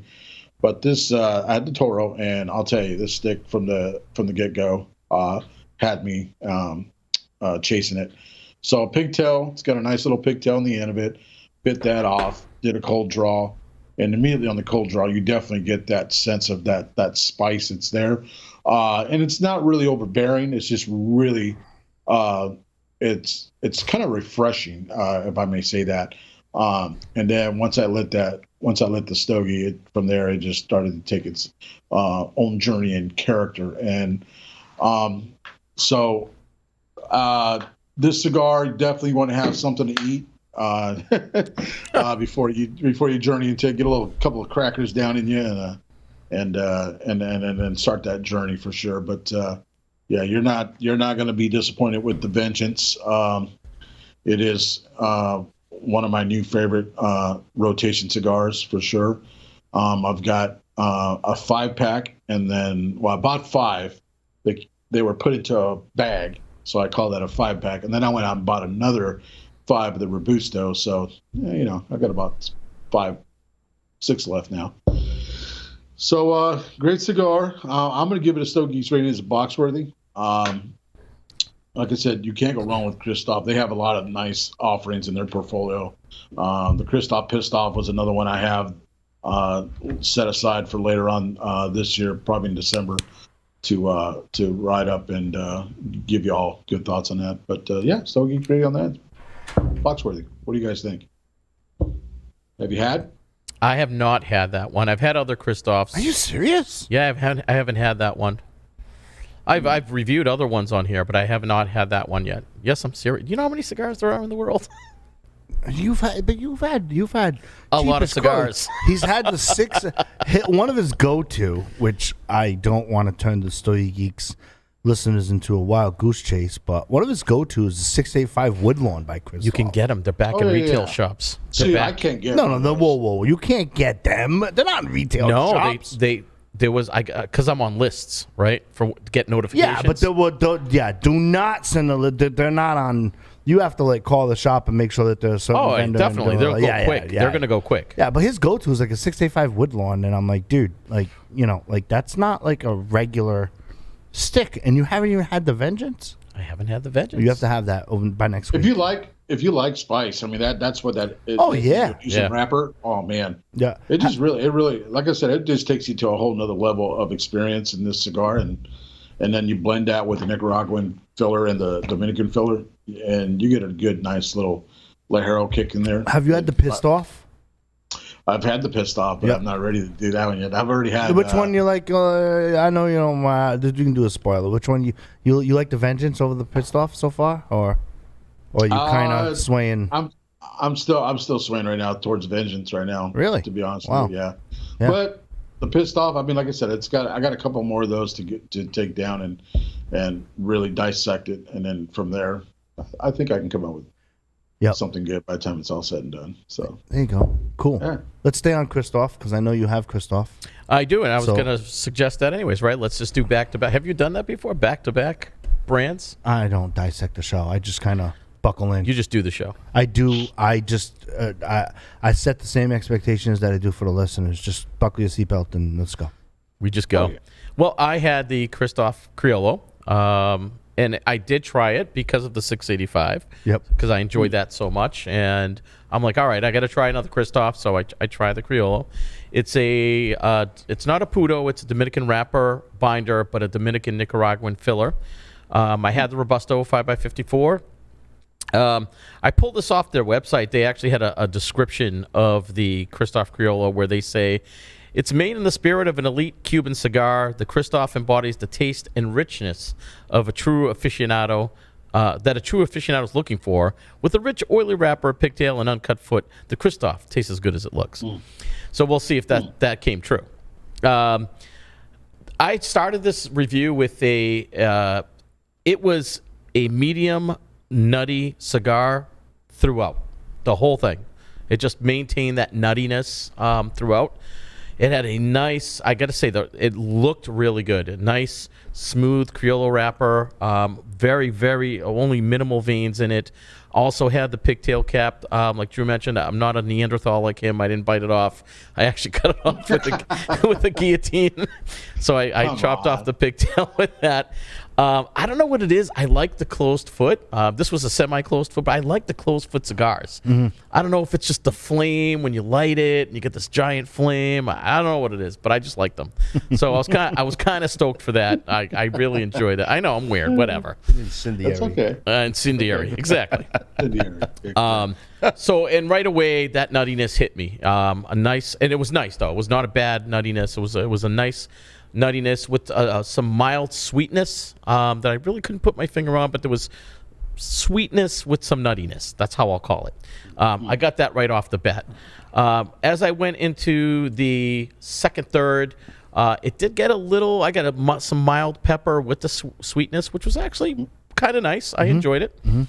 And then the finish kind of dropped off the sweetness and the nuttiness and went into like a leathery, woody flavor towards the end. And I always worry about the last third of a cigar. Sometimes it can really disappoint you. It gets a little harsh towards the end. But this was good. So it was good. So for this one, I did a Stogie Geeks $5. These retail for about $9. So, try a $5, see if you like it, if it's your thing. I would definitely buy more of these. Okay. Cool. That's Cool. the Criollo. You've had Christoph before. I have. I'm a Christoph fan, and again, I try just about everything and anything, and I'll give it a shot, But Christoph's always a consistent cigar for me. They start off well and they finish really nice. Yeah. So I'm a big Christoph fan. Always have been. Yeah, absolutely. Yeah. That was probably the highlight for me of this stick was the end. Again, I saw that it was changing. It was leaving that sweet nuttiness, and I sensed the change. I was tasting it, and it actually was nice. It was nice, some leathery wood. It was nice. Yeah, Christoph is for me personally one of those brands that, with my life and lifestyle, and just craziness of job function and all of that, and gotta remember, I have the luxury to have a cigar at work, right? Yeah. Christoph is one of those brands, for me personally, that I can't be distracted when I have it. Right. And I'm in a job function where I can be easily distracted, right?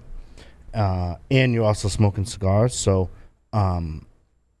the point of the conversation is that every time, and I had the Criollo about a week ago. Oh, okay.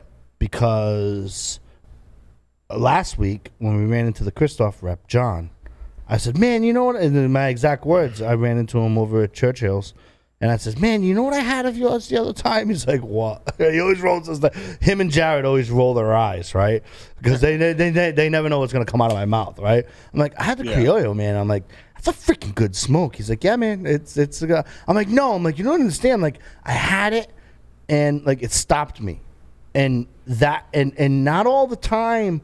Not all the Christophs do stop me, and that's why I've been on the fence, off again, on and off about them and whatnot. And I'm beginning to think it's me, right? Because if I have, and we talked about the Vengeance, and I mentioned the Pissed Off, which I'm a fan of. I'm a fan, super fan of the JT, super fan of the 685 Woodlawn. Matter of fact, one of the reasons why Nelson and I started talking more outside of the show when we began talking was we were at a shop and Nelson said, pick me out a cigar in this humidor that you think I'd like. True story. And the very first stick I grabbed for Nelson, this is all pre-Stogie Geeks, pre him coming on Stogie Geeks, I picked out the 685 Woodlawn. And I challenged him. And I says, just let me know what you think. And then I told him the story and blah, blah, blah. And it's one of those brands that, again, you fight for market share. You got to go forward. A cigar shop owner, he or she is giving us the next new stick and whatnot. And Christoph is just one of those brands that didn't have a 100-year head start that's just doing their thing. It was more than that, actually. You didn't even know I liked Perfectos. It was like right. It was a grand slam. Right. But it's like it's like I'm a fan, but I don't take the time out to do that. And when I have time, like, okay, I'm going to a cigar shop. I'm not going to boot up my computer. I'm not going to have to do this work. I'm not going to do that there, right? I'm going to turn around and I'm going to say, you know something? I'm going to rekindle myself with Christoph. And that is like that is the truth. Like, that is coming from me. Yeah. And for those of you who know me, Rick has seen me in and out of the cigar shop. You've seen me in and out of the cigar shop. You've obviously seen me in and out of Stogie Geeks and what it's like, the environment working here with Security Weekly and everything. Yep. It's like, it's crazy, right? It's crazy time. And Christoph, it's like, I'm like, man, why don't I go back to these? And it's because I have a barrage of other sticks that they're either coming on the show, I have to smoke, or whatever. And I get, or I stick chase myself and do that there. And it's one of those brands that, and that's to expand on my presence. And if we're doing, to finish the story, how I got that stick, it was part of the Clamboy we went to. Oh, that's how you get it? So, honestly, you went to a Clamboy, you got 4 sticks, 5 sticks, whatever was in the package, and it was in the Clamboy I got to, and I'm like, all right, and I put it in my sleeve, and I've carried it around for a week, and I had it last week, because I'm like, okay, let me just sit and chill. And that's what gets exposed to me. And it's like, and I've done promos with Christoph. On Cigar Club Radio, we've done, I think I mentioned it here before, we did a 4 rounds with Christoph and compared a stick with other sticks and stuff like that. And Christoph held up very well. I think it was 10 weeks or 10 sticks at the time they had, or 8 weeks, and they got like 80% of the winners from there. And I had listeners like score it like a boxing card and all that stuff. So Christoph does well. It's just it's always been one of those brands that I know it sounds like either arrogant or weird, or like I just kind of like, I don't take the time out to review their portfolio.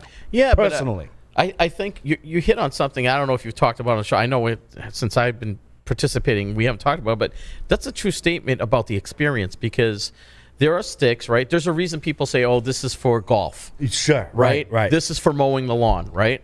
Because there are, and I agree with you, I have sticks, we're talking Christoph, so we'll stay on Christoph. That 685 Woodlawn, I would never smoke mowing lawn.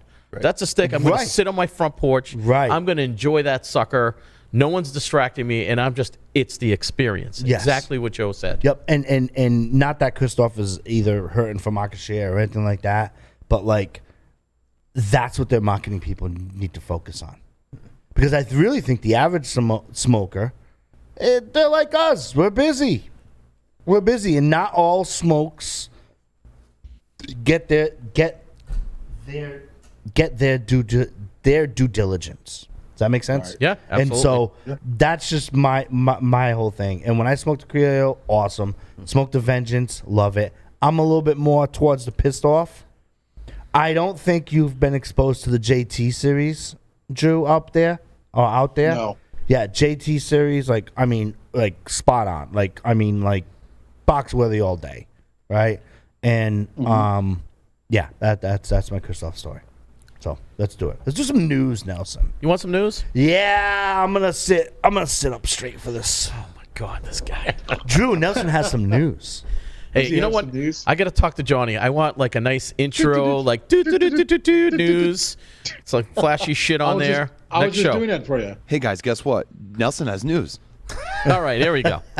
News you can use. News you could use. One of my favorite movies from the 80s. Rick, are you excited? I'm ready. All right, let's go. I'm all Clash set. of the Titans. Okay. Love that movie, right? This has nothing to do with that movie, but that's how I'm going to title this news. Clash of the Titans. Padron and Arturo Fuente coming together, working on a project. Super stoked about this. Probably one of the coolest, to me, because I like both brands, one of the coolest announcements of the year. They are teaming up to honor their fathers, right? Each of them. You know, obviously Padron, big popular company. Arturo Fuente, another popular company. So Nicaraguan maker Padron is going to be creating a stick dedicated to Carlos Fuente Sr., who unfortunately passed away in 2016, but he's obviously was the leader of Arturo Fuente. And Arturo Fuente, who makes their sticks in the Dominican Republic, is going to be honoring Jose Orlando Padron, who started the company back in 1964. Also, unfortunately, passed away a year later in 2017. The sons of these cigar titans are going to be blending cigars for a project where Padron is going to be making a cigar for Arturo Fuente in honor of his father. So, and then Carlito Jr. is going to be making a stick to honor the Padron patriarch. They're going to be coming out with these sticks in 2021. They're going to announce it at the PCA trade show in Las Vegas. All we know about the sticks right now is that they're going to be 7x50, so they're kind of monster sticks. They're going to be coming out. No information about wrapper, binder, filler. There's none of that out there. So right now, all we know is they're 7x50 coming out in 2021. But I think this is really cool that two giants in the cigar brand industry are coming together and kind of working on a stick for each other. I think that's really, really cool. Yep. So just to clarify that for the listener, not the watcher, the Stogie Geeks listener, the Padron crew is building a stick for Arturo Fuente to honor their father. That's right. And the Arturo Fuente is building a stick with their crew to honor Padron. Padron's father. Gotcha. And wrapper, binder, filler shouldn't be disclosed because we all know where they're going to come from respectively. All these marketing geniuses, they've had a 125-year plus head start. So we kind of know what, maybe it might throw a little bit of a curveball with maybe some of the filler, but we could probably guess that there. Okay. All right. I like it. Now we set the tables. Yeah, I'm looking forward to it. I think it's really exciting. I don't know that they've ever done anything like this together before. I think this is a little unprecedented. I think it's pretty cool. Cool. Yeah, absolutely. Rick, what do you think? Why don't you go first? I'm a big Padron and Fuente guy, so I'm excited about that. Oh, there you go. I like the bigger ring gauge, as JoJo well knows. But although he's trying to convince me to do some other stuff, so as you notice, other than the one that's sitting there, I gave you all smaller ring gauges. You did, and they were great cigars. Yeah, but I'm just saying. But that's exciting news. Actually, I can't wait to see what they come out with because both brands are outstanding. I mean, I'm a big Fuente guy, and I like my Padrones. But so yeah, that's exciting news. Mm-hmm. Yeah, that's actually a good thing. Like you say Padron, Arturo Fuente, like it's like Coca Pepsi, right? Oh, like yeah. So but I like them both. Good analogy. So are you? Which camp are you from? I'm more to the Fuente side. Yep. I've always liked the double chateau. Yes. You know they're great cigars. Mm-hmm. And but I certainly like the Padrones, but I'm a big Fuente guy. I always have been. Mm-hmm. Yeah. Okay. Cool. Yeah, same here. I'm a big Fuente. I'm definitely more Fuente. I'm not as much into Padron as I like some Padrones, but I'm definitely a big Fuente guy. Okay. Always have been. The 858 Sun-Grown Rosado is my favorite. Okay. Drew? Yeah, no, I'm reading about the stick that they're planning to come out with, which is going to be a 7x50.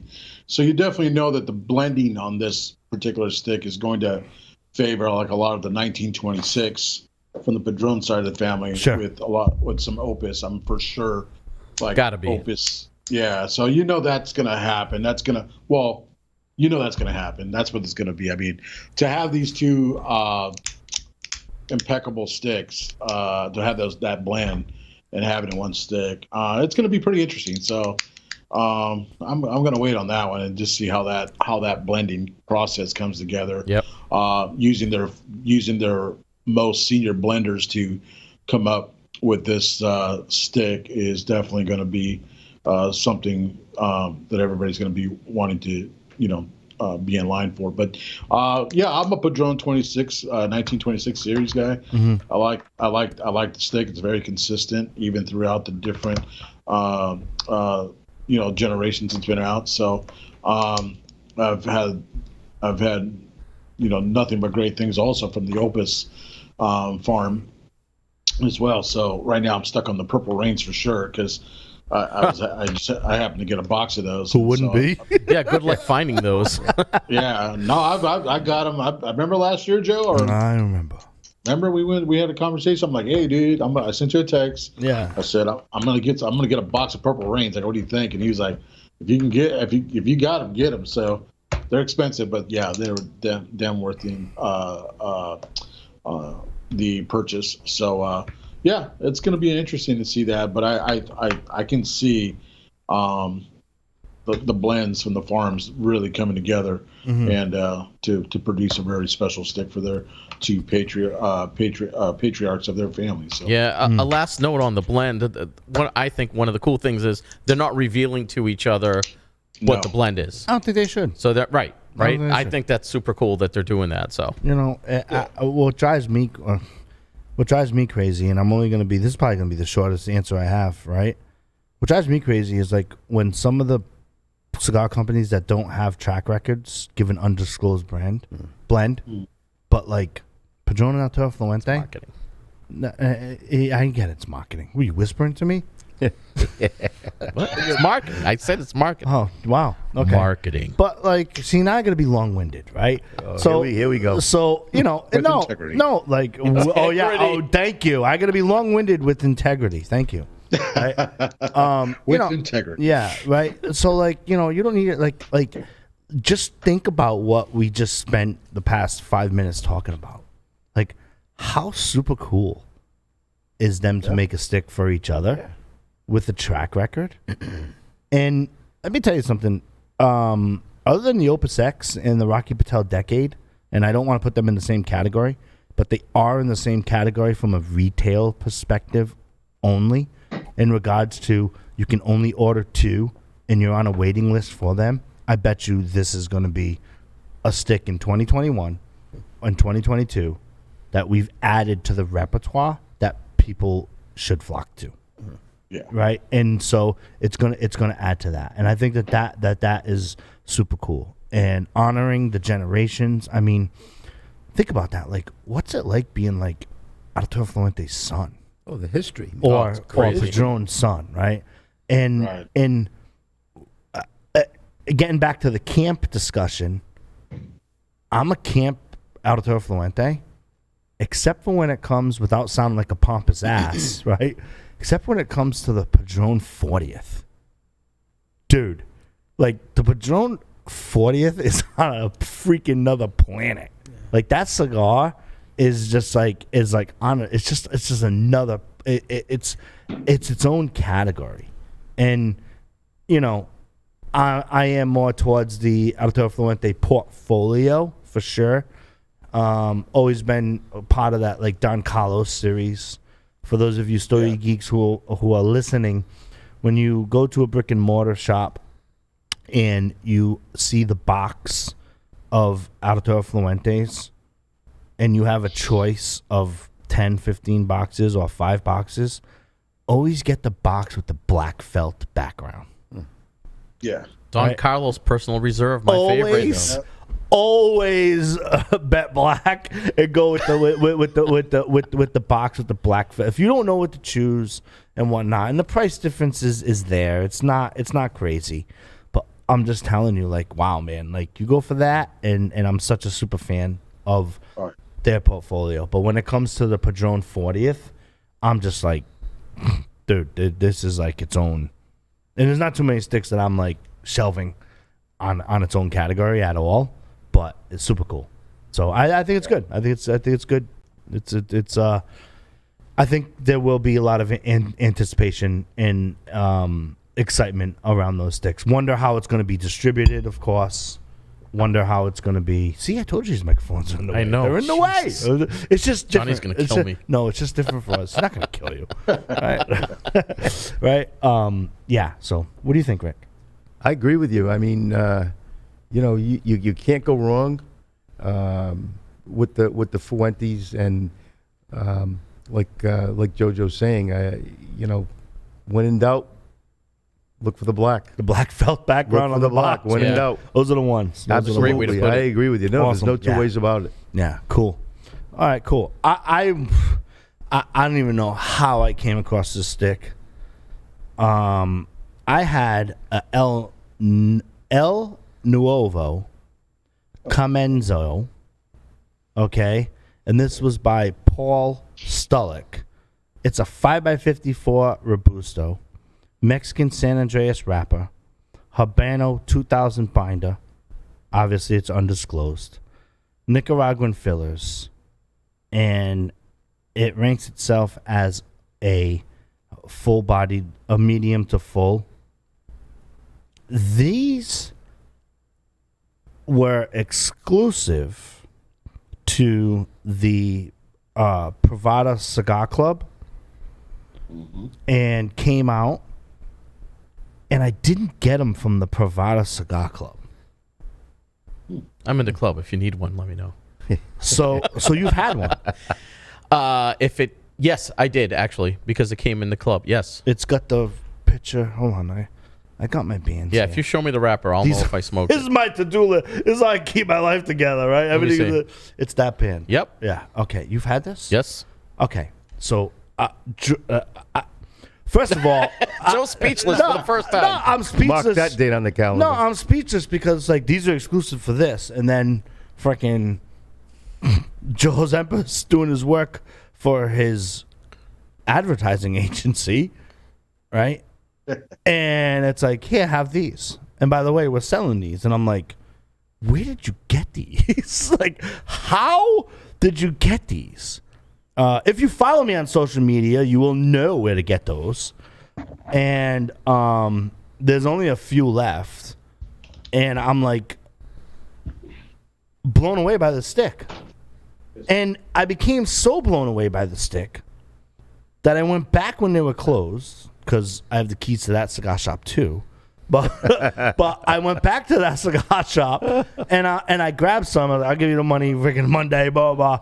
And I'm like, when I first had it, I had it on a Saturday and I went back on a Sunday, and I'm like, did I like that? Did that taste like that? So I've had it on a Saturday, a Sunday, this Monday, and this Tuesday. I had 4 sticks in a row, and they are freaking phenomenal. Wow. They are like, and it's something different that you've never smoked before. You are talking full pepper bomb Mexican San Andreas, which Mexican San Andreas is kind of subtle, maybe, right? Right? Pen in there. You got some Nicaraguan fillers, and it just leaves a taste in your mouth that you're like, holy crap, I want more. And at first, I'm like, okay, maybe it's something I ate in 4 days in a row. You smoked one 4 days in a row. I smoked this. Smoked 4. Saturday, I was exposed to it. Sunday, I broke into it to get it. Monday was Columbus Day, or Indigenous Peoples Day, whichever camp you're in. It was Columbus Day. Right? I agree, but you know, we're no politics, sex, religion, or Yankees, Red Sox, baseball. Right? Columbus Day. It's true. Okay, all right. And then I went back Tuesday morning, and I was, just to make sure. And it just leaves you wanting something. And I'm like, holy cow. That is my impression of the cigar. That is my cigar review. I have no clue how it became available to my clients, even though it was exclusive, but that's not my business, right? My business is to tell you. Now, I don't want to send Stogie Geeks on a wild goose chase, but if you follow me on social media, you'll know where to get it.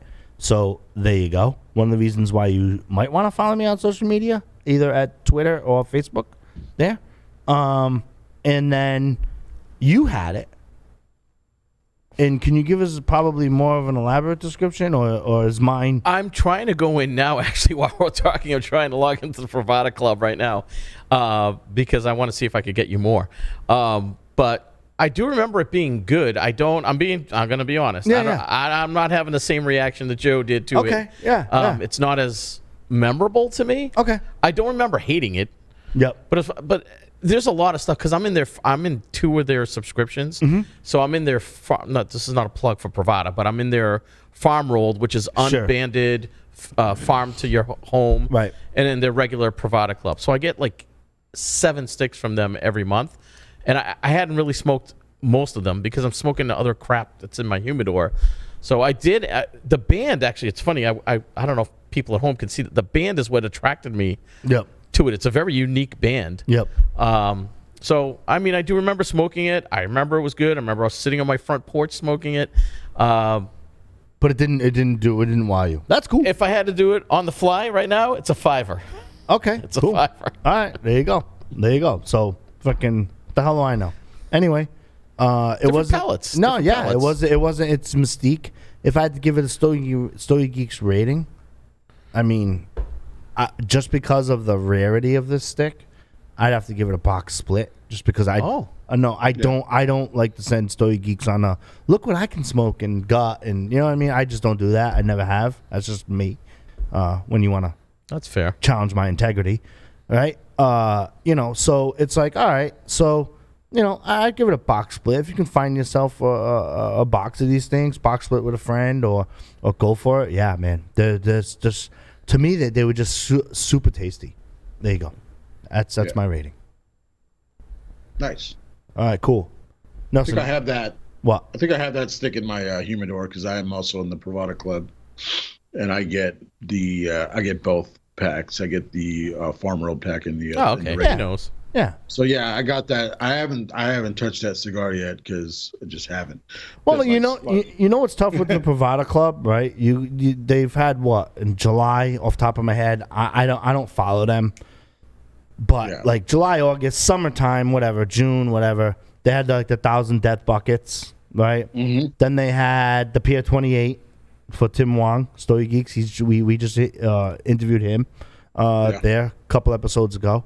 And then they have this gentleman here, and I'm like, from when I've been exposed to them, and I'm like, wow, like, and I'm not a member of the club, you know what I mean? Like, I just have options to smoke stuff. You acquired it. That get to me. It's weird, right?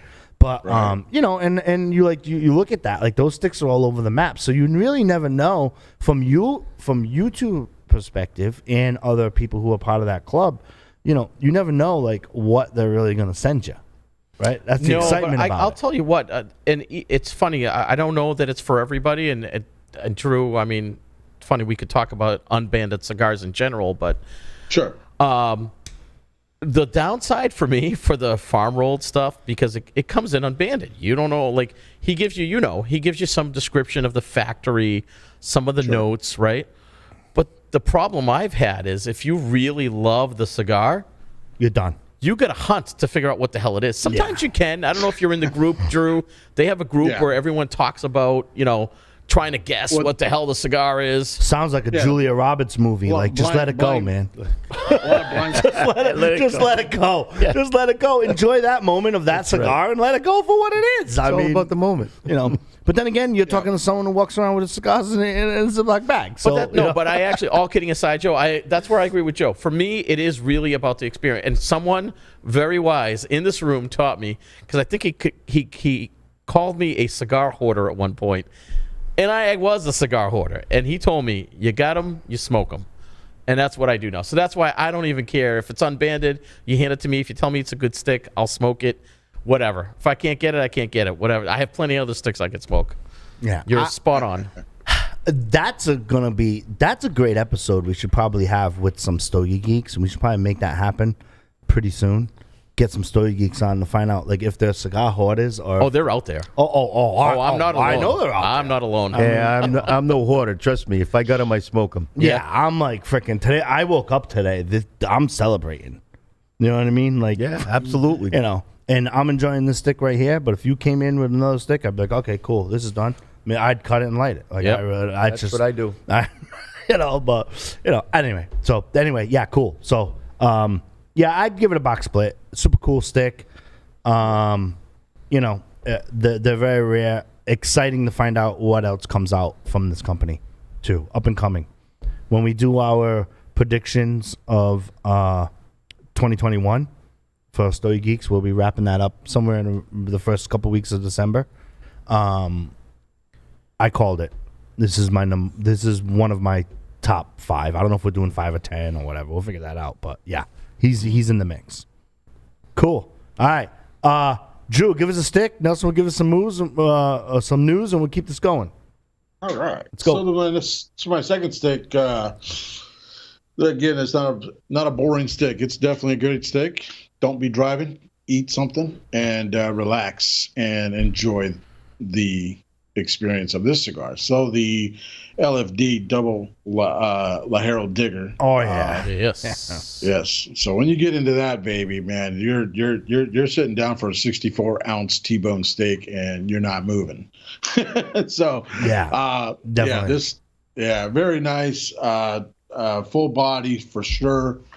Ecuadorian wrapper.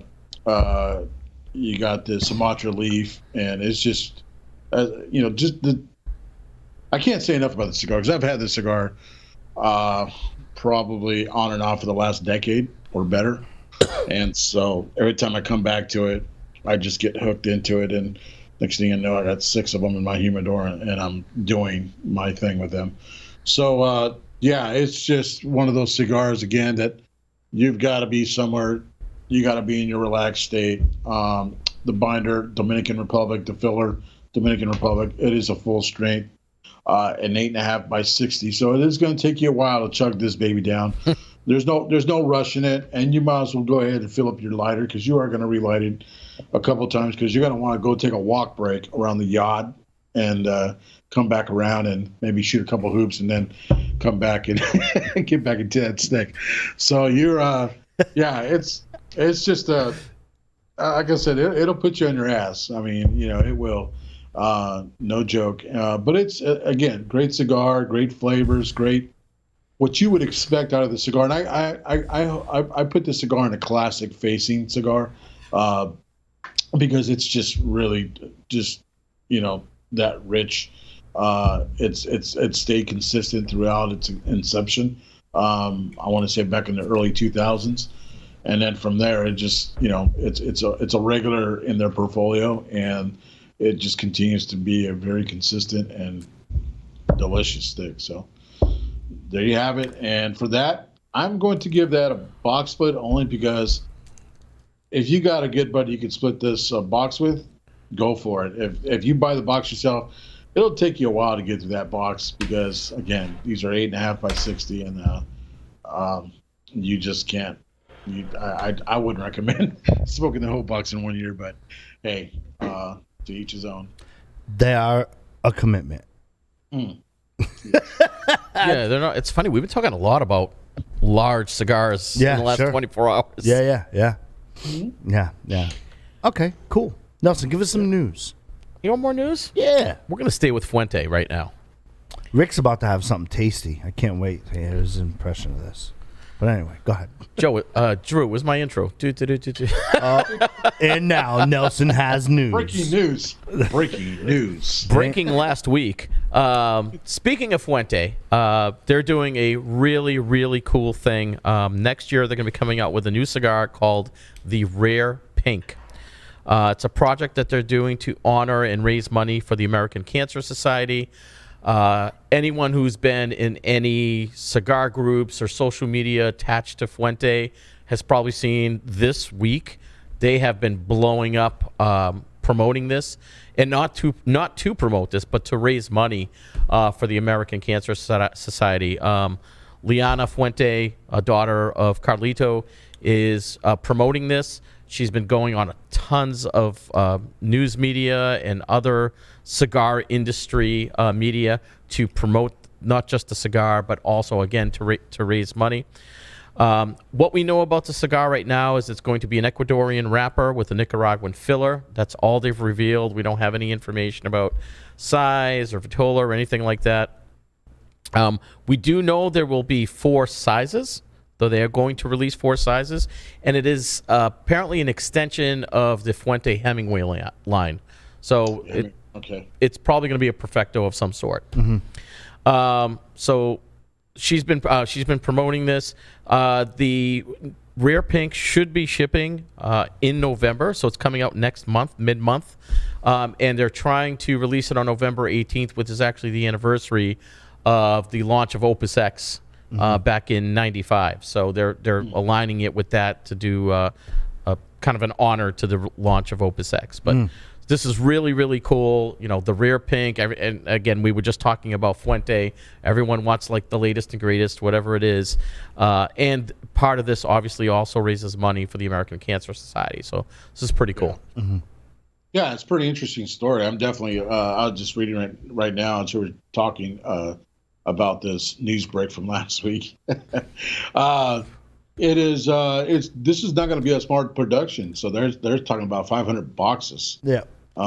Each of each size, and like you said, 4 sizes are coming out, and so $7.50 to $12 a cigar. Just to add to that, some are Hemingway sizes, and then they have the Lancero Figurado also as a hybrid of a Lancero and Figurado. So it's pretty interesting. But yeah, it's it looks like it's going to be a nice cigar, and it's to tribute their grandmother, Lydia Diaz, who lost her battle to a stage 4 breast cancer, and their grandmother. So, just wanted to. It'll be a well balanced campaign, and it's going to be well received, and they'll be rare, and I think it's super cool. I think it's super cool that they're coming out with that. I mean, I'm not gonna nitpick about the date, but you know. October is usually, I think it's Breast Cancer Awareness Month. Yeah, it is. And then it's a month late, but then they want to honor the Opus X. I don't know if I would shelve it and put it in that category, but you know. Yeah, I see what you're saying. When they're ready and when they want to do it is their option, and that's super cool. Yeah. Yeah, but I mean, definitely look for it. Like I said, you can't miss it. If you're following anything related to Fuente, it's out there. Yeah. Oh, yeah. It's out there. Yep. Yeah. It's been out on social media for like you said, a week or so. So, absolutely cool. Drew, you don't have another stick, right? You're done. No, I got the Doomslayer, but I didn't finish writing that up. I was. We can postpone that. You have another one? I have one more. You have. I'm just trying to get a balance as to what's going on here. Yeah, that's what the host does. Doomslayer. You know what I mean? That's what a host usually does. I'm waiting for Nick, Cheapest Crow. Waiting for Rick to get a little more deeper. And what do you think? This is nice to start out. I like it. Yeah. All right. Tasty? The Cuesta Rey.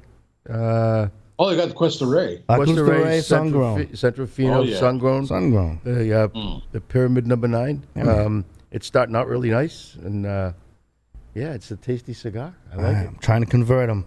No, you're doing trying it. to get them trying to get them onto the good stuff, Drew. Well, you know? I was checking out his ash to see how he's smoking at, if he's rushing it or got a nice ash. He's doing it now. Johnny, put the camera. Look at God on him. Yeah. He's doing good. We're doing good here. Yeah, he's doing nice looking good. ash. Yeah, he knows what he's doing. Nice white Absolutely. ash. That's nice. I mean, even though he's just 21, I mean, he knows he can navigate through the waters. Well, that's what I was just making sure. Like I said, Padre, I'm a promiscuous individual when it comes to cigars. I don't know about anything else, but It's the second time he referred to himself as promiscuous. Well, when it comes to cigars, my wife wouldn't want to hear me say I'm promiscuous.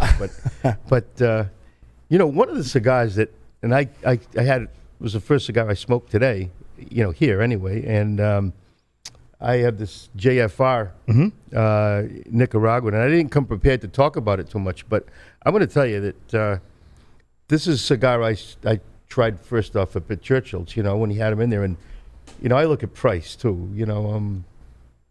kind of, I don't want to say I'm tight when it comes to cigar the price, but for the price and for the consistency, I've had about 4 of these now, and I will tell you that it's one of the most consistent, nice spicy cigar. Doesn't overwhelm you. It's just for the money, it's a great cigar. I don't know if any of you have tried it yet, but it's a pigtail, and I don't bite it off. but no, I'm That's very Texas impressed. style. Yeah, Drew's an animal. Yeah, I get it. I've done it. when you have to, you do. But Right. Well, you're supposed to take that pigtail and just let it sit in your gum and just get a little bit of the nicotine out of that if you can. But well, I'll have to remember that. flavor, yeah. So that's what that pigtail's there for. And then other people just cut it off and use these fancy scissors that you all have over there. But Drew, Yeah, I finally got my fancy scissors. Drew, I don't know if you've tried the JFR line, but great cigar. Great cigar. Joe, where'd you get those scissors? I will find out next week. I had the La Aurora 107 Nicaragua. Ooh. So Dominican-based La Aurora is throwing its hat into the ring, and for the first time ever is coming out with a Nicaraguan Puro. And it hit the markets. From our market here in the Northeast, hit the market a week ago. All right? And it's blended by Manuel Noah. He's obviously the master blender for La Aurora cigars. It has a Nicaraguan Habano wrapper. Binder is from the Jalapa Valley. And it's a mix of filler tobaccos from Condega and Esteli. And,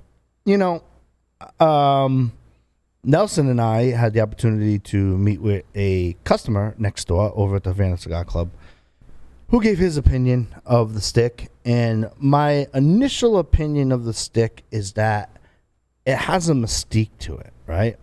And the mystique to it is that here you have a well-known Dominican cigar company coming up with a Nicaraguan blend. And I think for a first smoke, it's incredibly balanced. You don't get that Nicaraguan punch that you would normally get from going from Dominican to Nicaraguan, but you get a smooth transition. And that is my impression of the stick. Super tasty, wicked tasty, as we say here in the Northeast. Probably not wicked tasty, but very well balanced. And for someone who has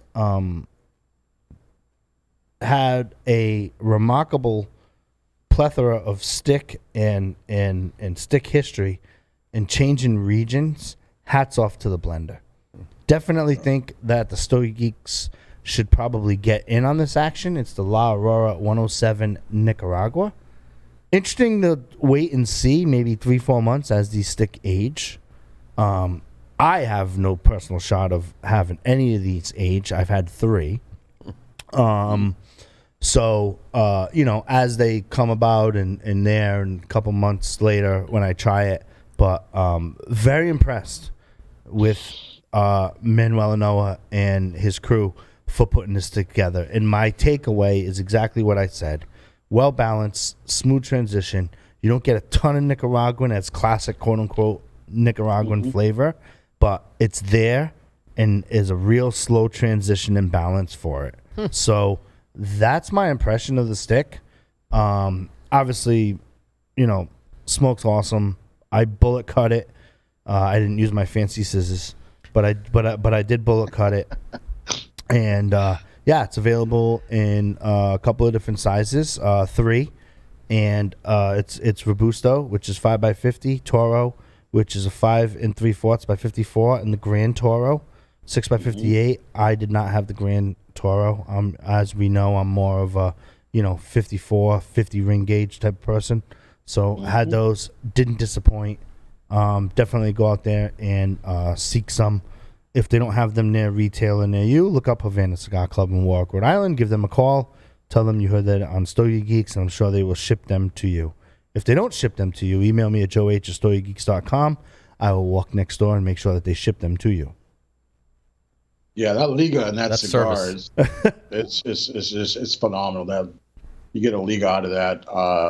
It's a strength in nicotine. So Yeah. and so that you're right. That cigar I've had in Robusto, I've had that in the Zeppelins, and but this cigar here, what I like about it being a Puro Nicaragua, is that you're right. It doesn't really take that, like it's not really oily and it's not really potent and Right. killing your palate at all. And I'm not saying that, it just depends on what you're having with what you've had to drink or eat. But I've enjoyed this with a nice añejo tequila sipper, and you really get that balance, of just the notes of floral. And when you pair the cigar up with a beverage, just like I do with the Christoph's line, I mean, it's just really brings out that really nice experience and bringing the two together, spirit and cigar. Yep. And you really start to hone in on the earth, the woods, and just the deeper and subtle warm tones. So you get me when I talk about that slowness and balance. Oh yeah. And when you speak to an inexperienced cigar smoker, well, for a Nicaraguan, it's not that strong. Well, like, you know what I mean? And I'm like, all right, dude, like, that's cool. You know what I mean? Okay. But, Yeah. like, dude, for Manuel Noah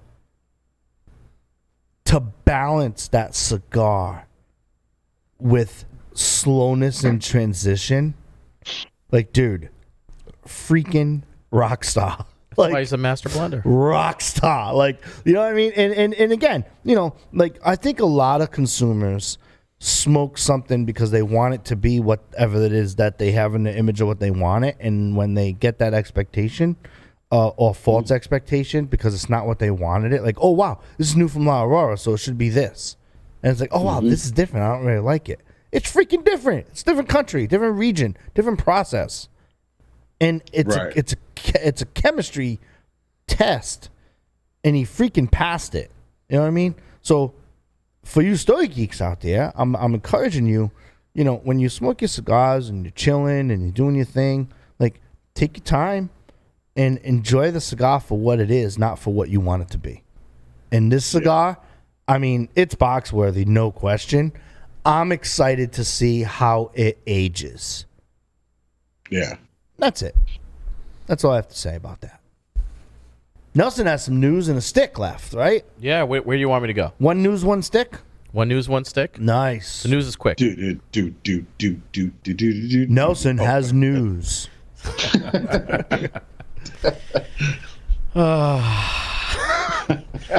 Aloha, Stogie Geeks. We are talking about Drew Estate right now in the last piece of the news. So with winter approaching, everyone's thinking about, especially here in the Northeast, thinking about the sun, missing the sun. So I'm going to take us over to Hawaii. I'm taking us all the way across. Not domestic. We're going right to the islands. Drew Estate announced last week they're going to be releasing a new Herrera Esteli cigar that will only be available at Hawaiian retailers. It will only be available there. The new line is called the Hawala Tienda Exclusiva. It's a 4 7/8 by 46 petite Corona. It has a Mexican San Andreas wrapper, but the binder and filler are actually undisclosed. We were just talking about this, so they're not disclosing it. But again, this stick is only available at the retailers there. Sure, they're happy to ship for expensive money to the continental U.S., but they're going to be out there. It's available now. It comes in 10-count bundles, so there's no box. It's going to come out in 10-pack bundles, and it is available now. Okay. What do you think, Drew? Well, it's Drew Estate and their fabulous marketing team of sending these cigars bundled over there, and then wanting us to, go through the online portal, I guess, and buy them. But I'll wait till somebody sends me that cigar. I got some family up there in Hawaii, so yeah, I'll just call them and just tell them what my Christmas wish list is. But You heard it here. Email Drew. yeah. So I don't know. I don't know. You know why? I wonder what the thought is behind it. I mean, is it because you don't have to put it in the box? Put it in leaf. It's a natural. I mean, I'm just trying to figure out why you just have it to Hawaii. I was less about the packaging and more about, why the hell are you doing it just to one state? Yeah. I didn't get it. It's that thought again. I'm pretty sure we're going to get some mail from Drew Estate now. Wait a minute. That's just coming from you. I'm patiently awaiting. So yeah, Joe's innocent until now. I don't know. I mean, whatever. I mean, if that's what if that's the marketing genius behind it, I mean, I guess that's a thing you can do. It just makes me feel like, oh, okay, we're not good enough here in the homeland states to get that cigar. But hey, whatever. I'll call you Joe Grow. Is that right, Joe Grow? Joe Grow. Yeah, I'll call you Joe Grow. Isn't that brings up a good question though? Like there is a line between limited edition, exclusive, and just going way off the reservation. So you think this action of making it geographically specific is way off the reservation? In my opinion, as a cigar smoker, yeah, I'm all about limited edition, but really, I can only get it at the retailer in Hawaii. Yeah, I kind of got a problem with it. I'm just being honest. Okay. Drew? What do you think, sir? Oh, no, I'm going to ask... He's displacing. I love that. I'm going to ask Rick. Rick, do you have any... Not particularly. I mean, I want to try to figure out why only Hawaii, but I mean, why would you do that? I mean, the logic escapes me to a degree, but yeah, I mean, that's exactly it. It's just I don't get it. Joe Hazempa is going to tell us. He's going to tell us for sure. I think that Drew Estate does a phenomenal job with cat and mouse marketing. Yes. Right? And episode 341 got me in trouble with baby rattle marketing. So maybe here comes a letter for cat and mouse marketing, right? But it's true. And they are really good at promotion, right? And not for nothing, from a participatory state, it's about the chase, man. If you're the one in your forums, and I'm not a forum guy, we all know that. I apologize. I am members of the forums, and every once in a while I throw a like up on there, but I'm not a forum guy. But if you're on the forum and you did your pilgrimage and you got them shipped, you now can trade or barter or sell or whatever it is that you do in your forum. And they gave you another escalation for you to talk about yet again, Drew Estate. Yeah, and I'm not going to plug other brands here, but there's other brands that have done something similar to this. Sure. And Joe knows me. Not only am I a cigar hoarder, but I can't get it, I'm going to find it type of cigar smoker. And obviously, I'm going to try to chase this down. But I guess I'm coming at it as a consumer. I'm all about hard to get. I'm all about limited edition, exclusive releases. But man, Hawaii? I'm not a stick chaser. I can't even drive there. I've never been. That's crazy. Let me show you what I just found online. So I just went online and looked it up, and so Willie Herrera added that I guess he makes a trip down to Hawaii every year, a journey, to find peace and inspiration, to watch the sun rise atop of Halakilea Creator made me crave a bolder blend in size. So so I'm just kind of reading a little bit just to see what that is. I mean, it's a homage to Hawaii and to this creator. So, but behind that also is, why not share it with the rest of the United States? And, but whatever. I mean, it's cool. I mean, people will buy it. Yeah, course they're people gonna will buy it. They're gonna. Yeah. I mean, and not for nothing. Let's put this all in perspective. If you're a big retailer and you have a Drew event, there might be a couple of those floating around. Oh yeah. You know what I mean? So it's like, whatever, dude. Like, do what you got to do. You're freaking Drew Estate. Just Yeah, do, they're fun. do you, and that's that. And Listen, not questioning their marketing. I'm not like, oh my God, I am banning Drew Estate because they don't want to include this. That's and why that. I keep repeating. I'm coming at it you from know, a consumer perspective. If they were, and they were like, and these things happen.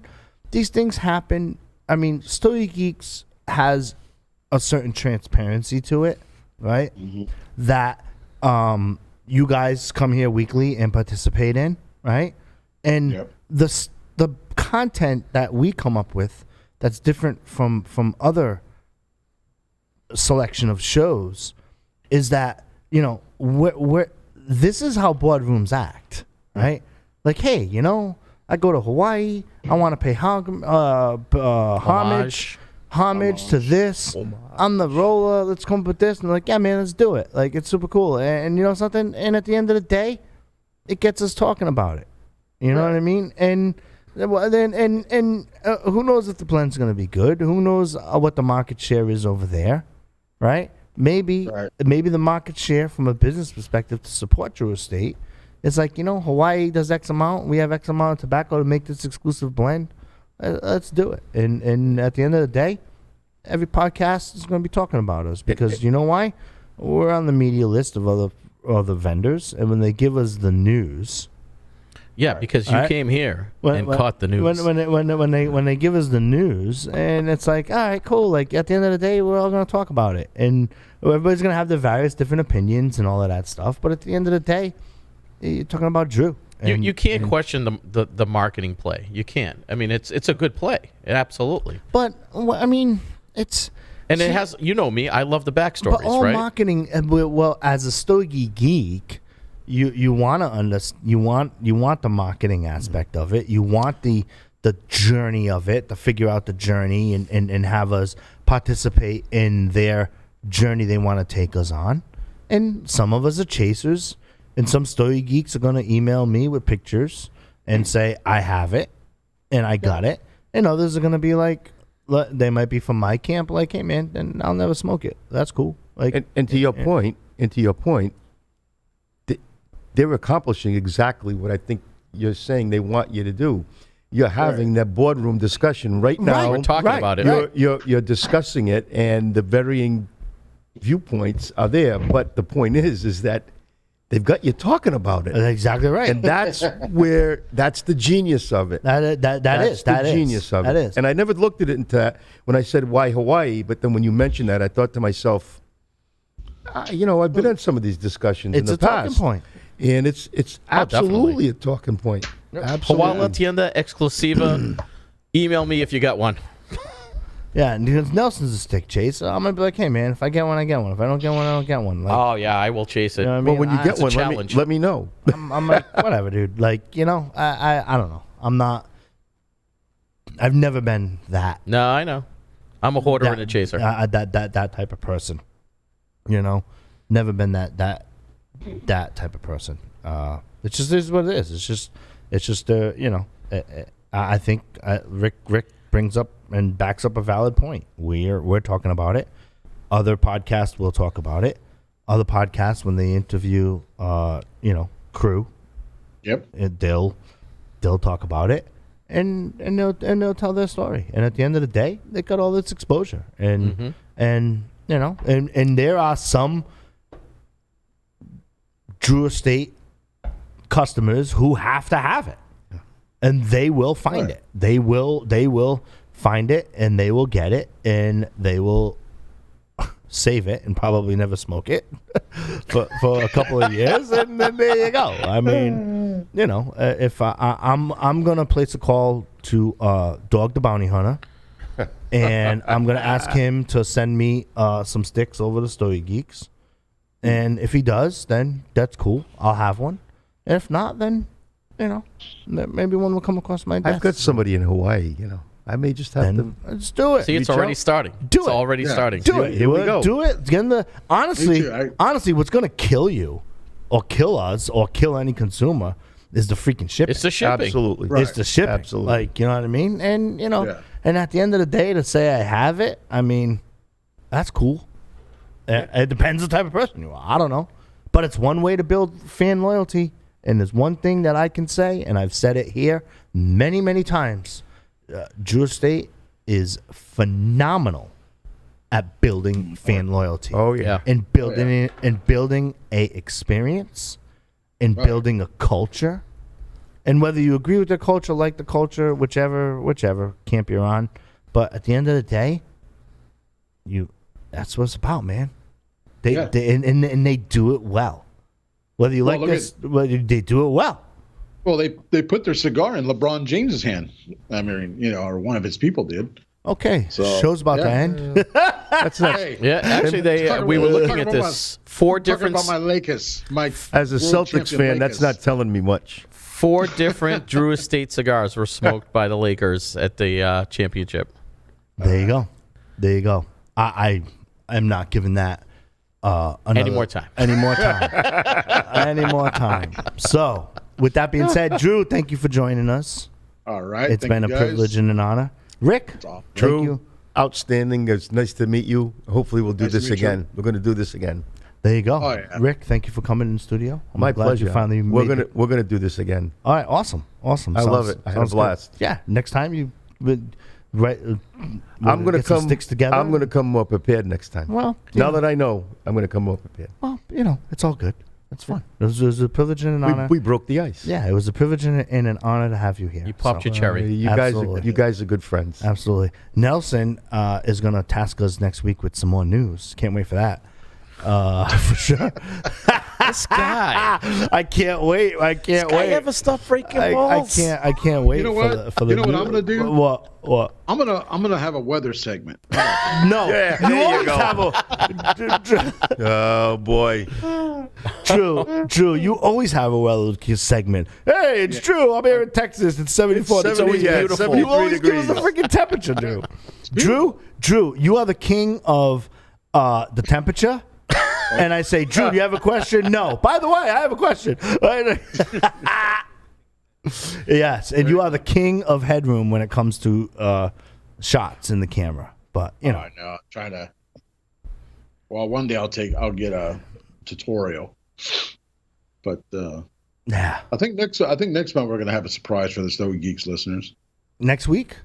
Yeah. Oh no, next month. Next month. Oh yeah. Okay, cool. Someone's gonna make a trip to Rhode Island.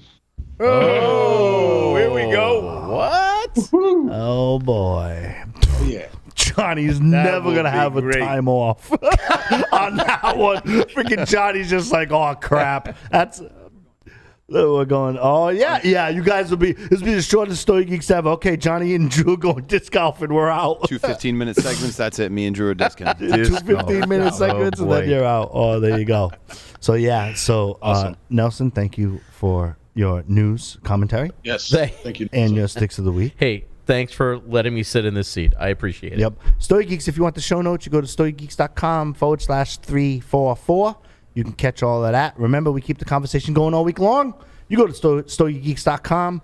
You can find us on facebook.com/StogieGeeks. Email all of your complaints to drew@stogiegeeks.com. I want to remind you that behind every cigar, there is a story worth knowing. Get out there, shop your local brick and mortars if you can.